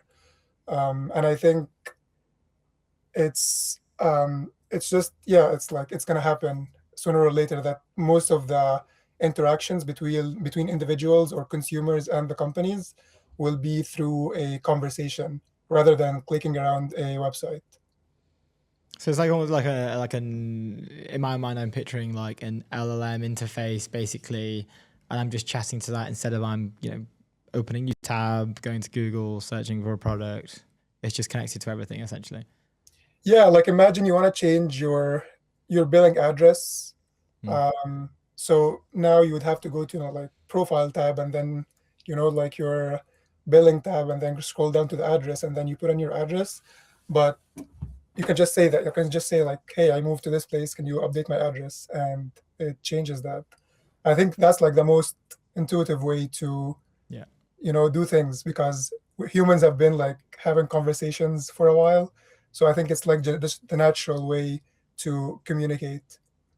Dude, this is so like I'm now thinking as well. I mean, weird use case here, but like even on Netflix, if you had something that you could just talk to your Netflix account about, like, hey, I'm looking for a film, like something like this, but not like that. Maybe in this genre a bit. Yeah, like, I don't think about like it opens up to like the normies basically being able to kind of use this, because it's just you're talking to humans anyway, so you might as well talk to your computer, which is interesting. I wanted to also touch on your like the goal for Chatbase 2026, like strategic simulation. I think you guys have kind of mentioned about where the Chatbase agents are like proactively scanning needs of the customer, and there isn't a need for an input. Can you talk to us a little bit about that? Yeah, so Chatbase and companies like Chatbase sit in an interesting layer because, one, they know everything about the business because you have to like train them on everything about the business. They're connected to all the systems, so they're connected to the CRM, to your point of sale, your Stripe, your Shopify, and they're having conversations with customers all day. So I think it's very obvious that there has like this AI knows maybe more about your business than, let's say, like an average employee at the company, because one, they're trained on every piece of data and content, and they're having conversations all day, every day with all the customers. So they know like what pain points they have, they know what they like, what they don't like, and there is just a ton of valuable information that would be buried within all of those conversations. And right now it's just hard to find that information. And I think a technology like LLMs, so a part of it is talking to customers, solving their problems, but the other part, which I think is going to be more valuable, is helping you improve your business, because it knows your customers, it knows your business, it knows you too, like, so it can ask you questions about your goals, and then like it's smart enough to help you because it has all the context it needs. Yeah. Also, I saw a tweet actually this morning talking about how you should just use it as a strategic thing anyway, right? I think the tweet basically said like my whatever LLM, I think it was like ChatGPT, has been better at strategic decisions than any human that I've ever talked to. And it's not even like it knows that much context about you. It just knows necessarily, I guess, the fundamentals of the business that you're building, and that's it. It's such an I think more people should be using it as a strategic thing than they do. I think so. That's what I do, and I think that's what a lot of my smart founder friends are doing. I think it's like sparring. Like you give it idea after idea, and then you try to make it tell you why this idea is bad and why this idea is good. And I think like all the newer models are they're very good at this. Yeah, definitely. Yeah. It's so interesting. It probably pulls me into something else that I wanted to ask about was you mentioned like all founders should embrace boredom. And I think that's where like the best kind of ideas come from. And then you can I guess, feed them into your LLM, right? To kind of make these strategic decisions. Talk to us a little bit about that. And about how you, I guess, structure your day and your work around that thesis. Yeah. So I think as founders, like the founders I know are mostly chronically online. Like you can't not be, because things are changing so fast. And if you miss like one day, you missed like a whole bunch of information. So you kind of have to, and like it's just there's so much pull to like know every detail on like what's happening. But I think so. I was like that, but I think when I stopped doing a lot of that and like, be more calm, try to like think about things like that matter actually to me, and to my business. And I think now I don't even have to force myself to think. You just exist, but you don't do anything. But because you're passionate about something and you're passionate about the business and like growing the company, in my case, then like ideas are gonna come. And I think a lot of founders don't have time to do that. A lot of founders are just like constantly putting out fires and, like meeting after meeting after meeting and like hiring and firing and, like raising. It's just so much stimulation that they don't have time to think of, like new good ideas. They're just, I would say, like recycling what all of the information that's coming into them, and like they're making decisions based on that instead of thinking about things from first principles and like from just completely new ideas because they let their minds wander. Yeah. So I think that's very valuable, especially if you're a founder. Yeah, I agree. Yeah, that's so true. It's like that reactive, proactive mindset shift that you're constantly dealing with. Yeah. Something that like we I guess are poised to ask you from a place of privilege in a way. Like you have crossed 8 million ARR with only 18 people as a bootstrapped founder. Like what do you have like advice for founders today that are maybe like the barrier to entry to be a solo founder is probably the lowest it's ever been with stuff like OpenClaw or like the whole agentic world. Like what do you say today to the people who are trying to decide, like, do I raise VC funding? Do I just crack on my own? Like, is there a right decision? When is the right time? When is not? Like, if you have any advice. So I think my advice is that this decision is just very personal. I don't think there is right or wrong here. I think there's advantages to both, but I also think the barrier to entry for being a solo founder is just like as you said, has never been lower, and that might not be a good thing. Like you want things to be hard so you can stand out. So right now, like there's going to be a ton of competition in anything that is like low barrier to entry, especially in AI. Like now anyone can build probably anything. And if you're a solo founder, there is just not enough like advantages you have over other solo founders. But if you do raise, that's like an advantage. But the problem that comes with that is the definition of success also changes. So you can't raise and like be happy at, even like 50 million ARR. That's not a good outcome. So I can give you what I think is the advantages of bootstrapping versus raising. I think bootstrapping, the main advantage is the freedom. I think if you're a person that values freedom and you think like you're delusional enough to think that you can beat out all the other people that want to make money online on their own, then I think it's a good path. But it is hard, I would say. And also things like money makes you a lot more aggressive that you can be without the money. And like VCs actually like do give you value, I think. Like I think introduction to customers, especially if you're building in B2B, is very important, and that's something you don't get if you bootstrap. But then on the other side, raising has like some disadvantages, which is the definition of success. Like when you can say that this was a success is just so much higher that I think you have probably a higher chance of having like a successful outcome if you bootstrap, because like I think from what I've seen, getting to let's say like 20 million ARR bootstrapped, I think, which is like would be an amazing outcome, I think, for anyone. I think that might be easier than getting to like 500 million ARR when you raise a lot of money, especially in like a very crowded space, because you'll be competing with giants. It kind of pulls me quickly to the last question about your article, King Make Yourself. I've said this before, genuinely one of the best articles I've read on X before, and I don't mean that lightly. I wanted to ask, you mentioned the amount of competition out there and everything. What's your advice with that in mind, with the kind of king make yourself? I've sent it to a bunch of friends because I was like, this actually could, it changes like the way you think about how you win, I assume. Yeah, that's true. I think the summary of that article, and I think what people should take away from it is, like the advice of delusional self-belief, where I think that's something you need if you want to be successful in probably anything you do. You have to believe that you can actually do it.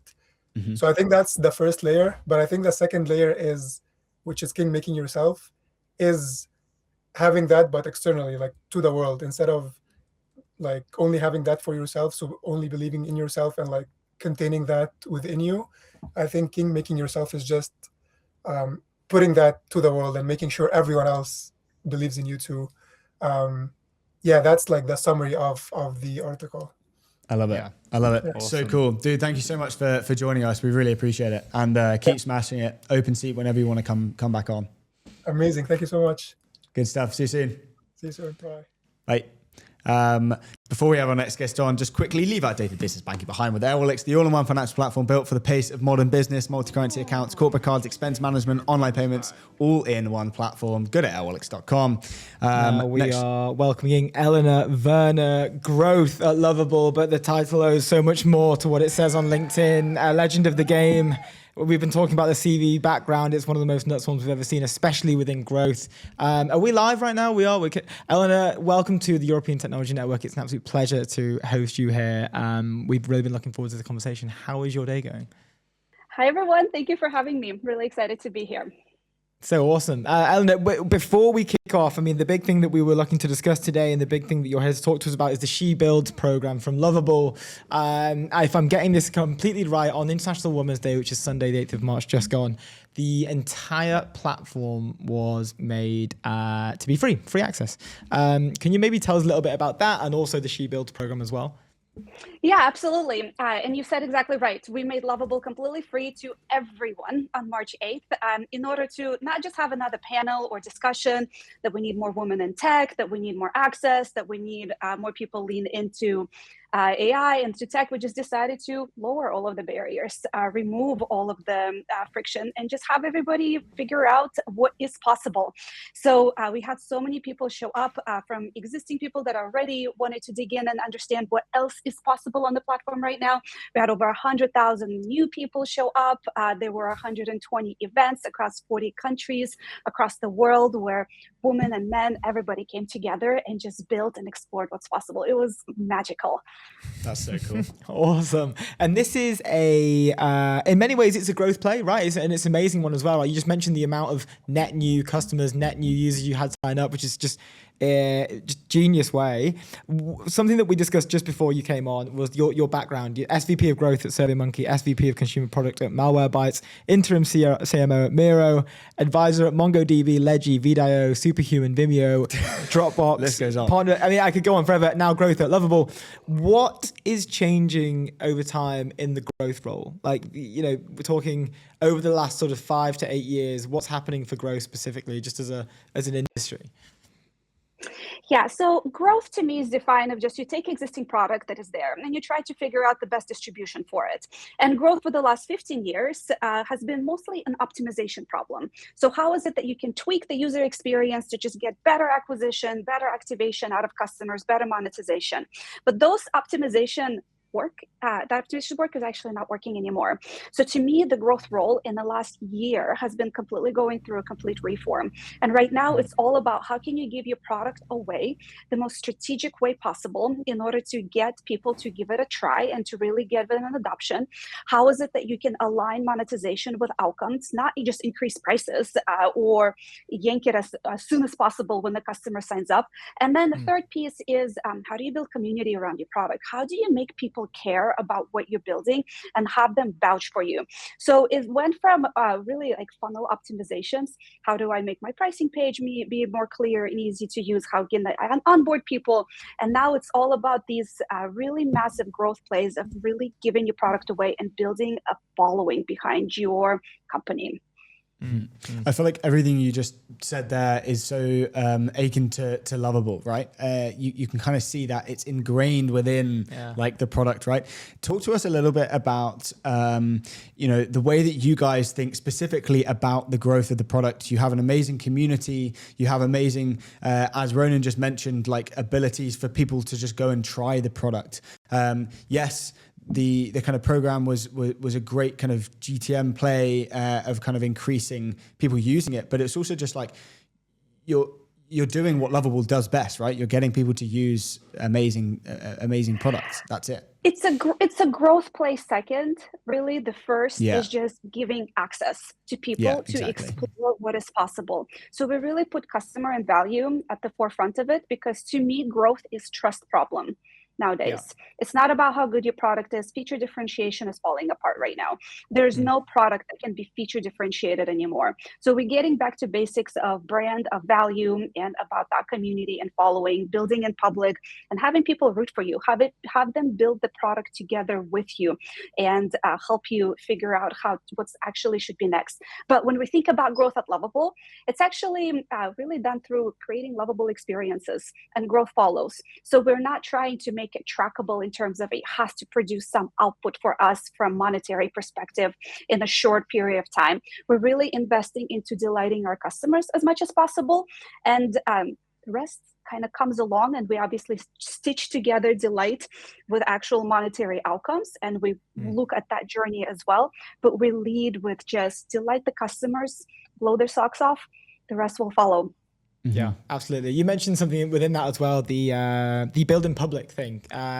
Lovable do an incredible job at this. Anton, in my mind, from a European founder perspective, in a way, has been a bit of a front runner for this, especially on X. Like he was all the stuff with like the early GPT engineer, I think it was, the past failed 3 launches. Were they failures? Were they not? Like, and then the final successful one that is Lovable today. Like he's done an amazing job at one, yes, building in public and building a following around Lovable, but 2, being a figurehead for the next generation of founders coming through. I feel like him, Max at Legora, Nick at Attio, and a few of these sort of other European greats that are kind of coming up at the moment. What is the building in public thing how does Lovable do it so well? Because it seems like every person at the company is on X, like constantly showing what they're building, constantly grinding.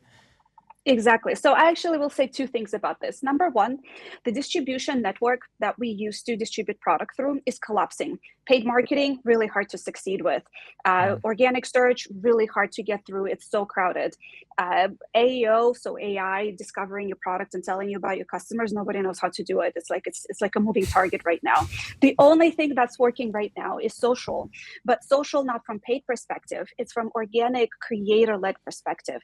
So how much audience and reach do I have, and how many people can I tell about the product and hook them in a meaningful way? So we call it employee-led socials, and we encourage everybody to build in public, to tell about their failures, about their successes. This is actually a pretty big counter pattern to most companies that tell their employees to zip it on socials, to go through legal department, to say only the right thing, to say only the approved things. We just say, go be out there, show personality, show who you are, so people know who's building this product behind them, and that really matters. But Anton, you're absolutely right. He really spearheaded, and I think so much of Lovable success is because of what Anton has created in that movement, and he brought people behind him, and which brings me to my second point. People want to know, so when in the era where product is no longer differentiated in features, people want it to be human, because we're going back to that human connection, because technology is catching up on all of the functionality. So by building in public, we're showing who is behind the product, and people love that. They connect with us, we connect with them, and we can hear their feedback straight on the front lines, and we can go and execute it behind it. There's so many times that I even see something. I'm big on LinkedIn. This is the social platform that I chose to invest into. I see something that people are saying, and I'm like, okay, we should go fix it. I go and I fix it, and it's live in 20 minutes. That is the feedback loop that we're creating with customers to make sure that we are constantly, they feel that we're invested in their success, because we are. but we are all on socials making sure that we're feeding that back into our product. Yeah, so awesome. It's so clever. Ronan kind of touched on it, and I kind of want to zoom out a little bit on the piece that, you know, you've got these kind of spearheads of European tech, kind of being the educator to younger founders, or any founder really, to say, hey, look, this can be done. I want to kind of touch on a little bit about that, about what you're finding is happening in Europe, and what that means for the kind of whole European ecosystem. Yeah, so there's been like almost a very negative narrative when it comes to tech in Europe, that you have to be in US in order to succeed, that you have to be in Silicon Valley, maybe New York in order to make it work. But I think that's shifting very rapidly. Our Lovable Stockholm main headquarters is in Stockholm, and I'm from US. I've worked in US companies for the last almost 20 years of my life, and I have never seen such a group of people that are passionate, that have so much agency, that have so much autonomy and have so much drive as what is happening in Stockholm, in Sweden right now. So I think that we're at the tipping point where you can build an incredible billion-dollar business anywhere in the world. You just need to pull the right people together, and those people are everywhere. They're global. They're not just sitting in Silicon Valley in California, and that's where you have to be in order to create a tech startup. So I'm excited for Lovable's success, and for other companies, 11 Labs and everybody else who is actually starting out of Europe, because we need tech to be global. It cannot be built by a narrow group of people, because then it's only represents and serves a narrow group of people as well. So I'm so excited for this change to finally happen as a person from US, so we can build for everyone, by everyone. That's awesome. You love to hear it, especially on the European Technology Network. A bit of a sidestep. So one of our previous guests, Gokul, who is the founding partner at Marathon, he actually recently quoted one of your Substack articles you put out, the one that was titled "Revenue Addiction Kills Companies." Oh, yes. And he praised it. He said, he's been banging that drum for ages, and he's so happy that you put it out there. And he quote tweeted you as well and referenced your article. Would love to I love the heading. The heading is just so great. I'd love to get an understanding of like what this article meant. What was your meaning here? Would love to hear more about it. Yeah, I've been trying to grow companies for the last 20 years. And one pattern that I see over and over again is the business starts fresh. It feeds on the idea, on the problem, on the solution. It's full of innovation. And then investors come in. And then leadership team comes in. And then become these quarterly targets that you all of a sudden have to hit. Now, when you're a public company and you have to hit quarterly earning targets in order for the street to react the right way and for your stock price to be something, I kind of understand. No, not kind of. I do understand that. But even then, you have to reserve the room for innovation. But what I see happening a lot of times, which really hurts my heart, and I think killing tech ecosystem, is that type of pressure happens in private companies. That doesn't matter if they hit quarterly targets. It doesn't matter if they hit their number for a year, because they're still figuring it out. That's why they're still private as a whole, because they're not ready to go into this public debut. And yet they put so much pressure on each other to hit those quarterly revenue numbers that they kill all of innovation. They literally grind themselves to a halt on being able to innovate and keep up with the technology in the space. And once they start squeezing with some dark patterns, price increases, making access smaller, making language more harder, just to get more revenue in this 1 month, in this one quarter, then you stop actually investing into the future. Now, the reason that I wrote that article right now, even though I felt that it was a very nasty thing that happens in private companies for a long time, is that right now we're in the age of AI transformation technologically, and we all have to take a leap into the future. The way that we build at Lovable is not to hit our quarterly numbers, not to hit monthly numbers. We're taking a leap of faith. We don't know what's going to work, but we have to run ahead of the market. We have to invest into innovation, and then we will figure out how monetization model and how all of those other pieces are going to fit. But too few companies are taking that seriously right now, and I think that that's going to cause the demise of a lot of businesses. Maybe not in the next 3 months, but by the end of the year, we're really going to feel that ripple through the tech space if those companies don't adjust the way that they are thinking about the future and how they're evaluating their success. Yeah, so interesting. That's I mean, it's a lesson for everyone there, right? You've got to capture the value that no one else is seeing, I guess, in a way. And who better to do it than... Yeah, sorry, and not have your existing users drag you down. You can't just completely optimize for your existing historical business. Everything is changing at the moment. Yeah, I agree. Yeah. Thank you so much for joining us. We really appreciate it. And it's an open genuine masterclass. It was cool. Yeah, people are going to love, I think, that. Yeah, that's going to be good. Thank you so much, Elena. Appreciate it. Have a great day. See you soon. Ciao, ciao. Amazing stuff. We have the man of the hour on the show. I mean, get him going. Get the trumpets playing. We have got some news up in here. Where do we begin? Are we live? Are we live right now? We're just waiting for... We are just waiting. I'm just going to ping... okay, to go. David, can you hear us? Okay, amazing. Okay, nice. We're live. Here we go. We are live to go. We are live. There we go. David's live on ETN. Where do we start? I think I know where we start. What's going on, David? The news has come out. What's going on over there at HQ? I got to tell you, last time we met, I left our interview. And I will say this podcast is the podcast that launched 1,000 ships. I walked out of the room, I turned to Max, and we got inbound from 2 different VCs to kickstart our Series D fundraise. So this podcast is the podcast that launched 1,000 term sheets. I mean, what do you do? Put the European... I mean, we're doing Sharked, we're doing European way. I don't know what to say, David. That's you're too kind. No, I'm sure it was you. It was all you. It's the brilliant work you guys are doing.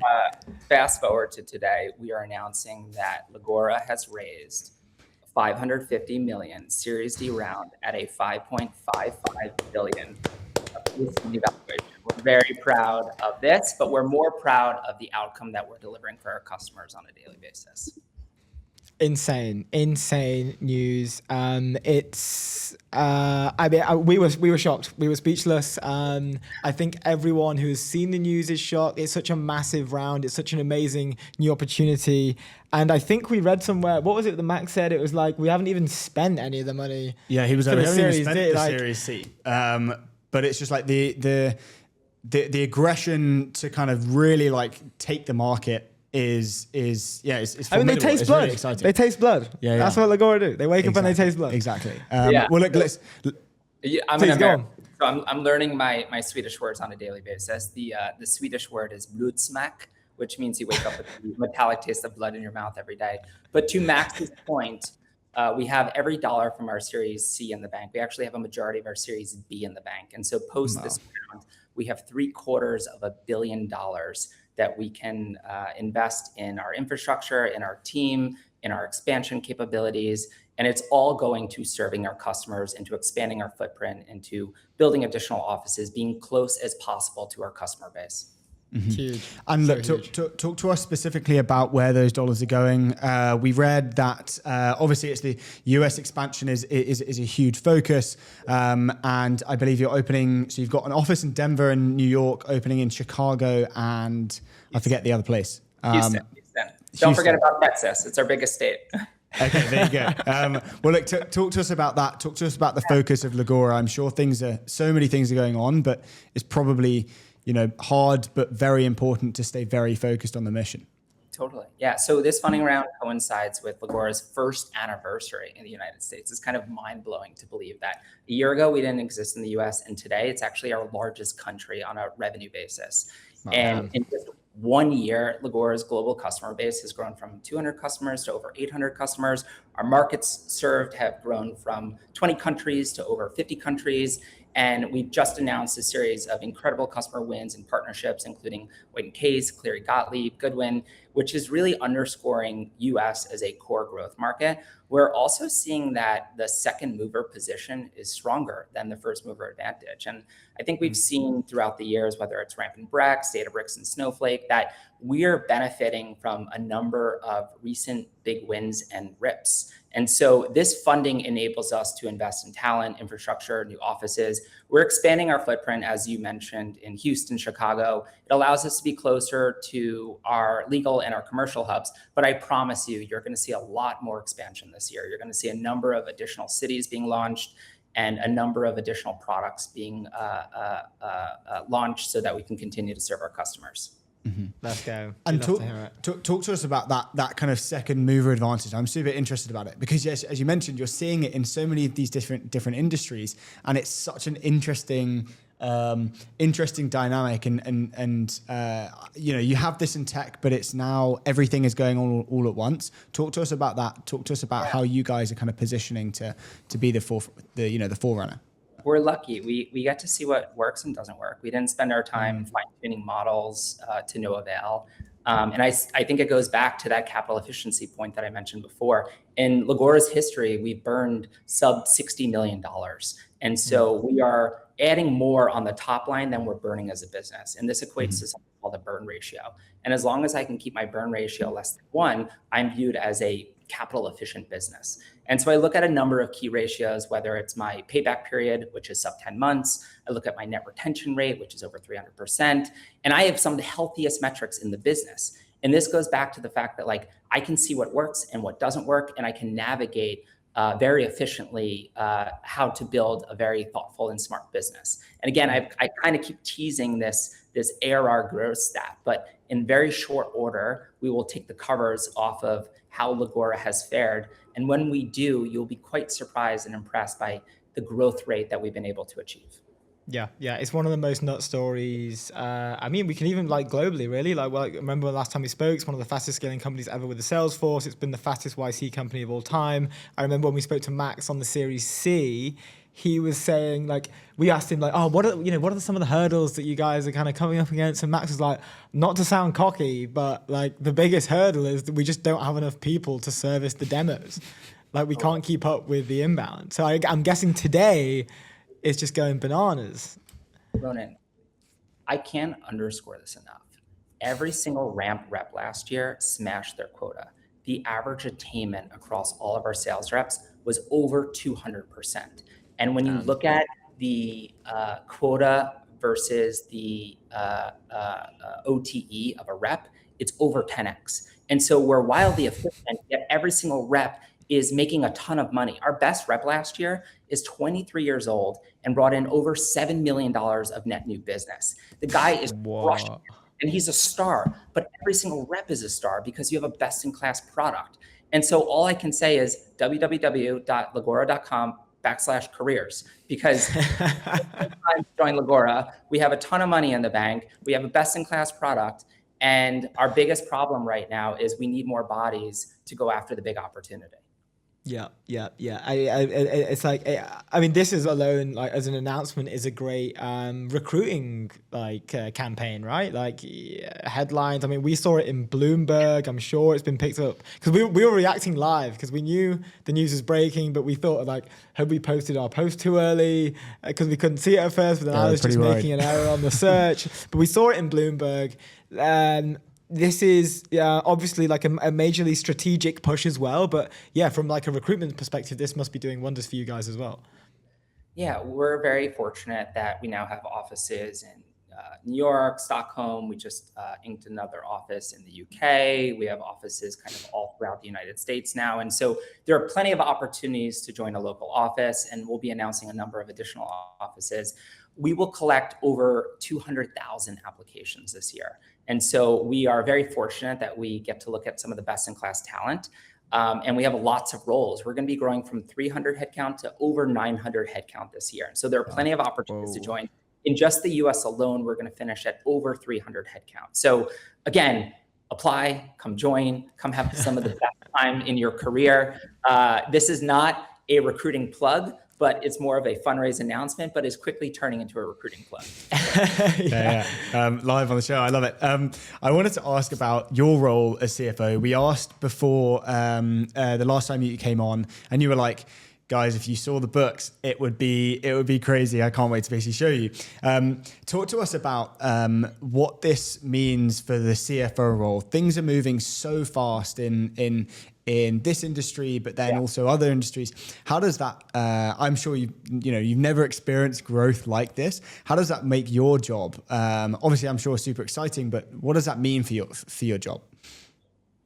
It's so interesting. I was speaking at the Goldman Sachs conference in London last week, and there was this moment of realization that there are very few AI CFOs out there right now, and we're basically astronauts in the sense that we're exploring space together for the first time, and we are coming up with the playbook, meaning there's really no playbook for how to walk up gross margins in an AI business, because we are relying on Anthropic and OpenAI, and we're trying to figure out how do you build core differentiation when you're heavily leveraging Microsoft Azure, Anthropic, and OpenAI. And how do you build a seat-based model as well as a consumption-based model? And how do you figure out how much do you depend on engineers versus the LLMs? And these are all questions that don't have answers. And that's both exciting and challenging at the exact same time.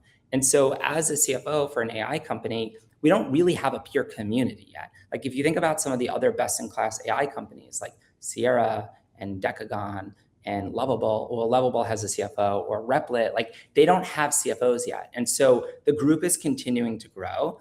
And I would say like we need to band together and like bounce these ideas off of each other, but it's really early innings. And so I'm here to like share these learnings with the other CFOs.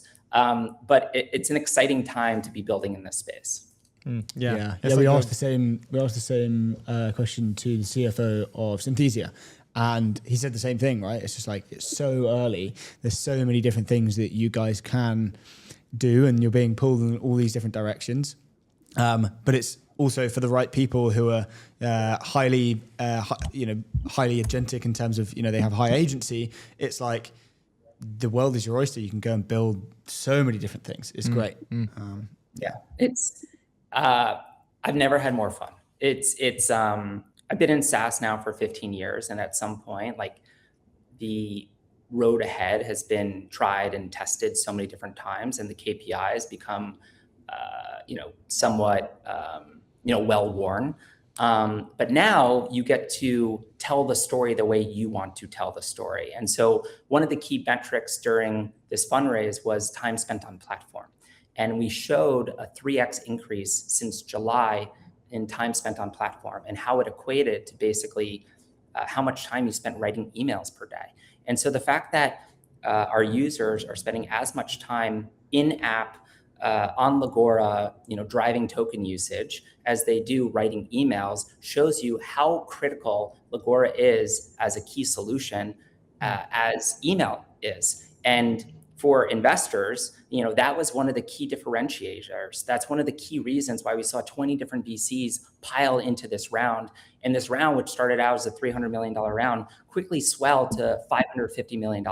We had over $1 billion of demand. And I think that key metric was one of the key reasons why we saw so much demand.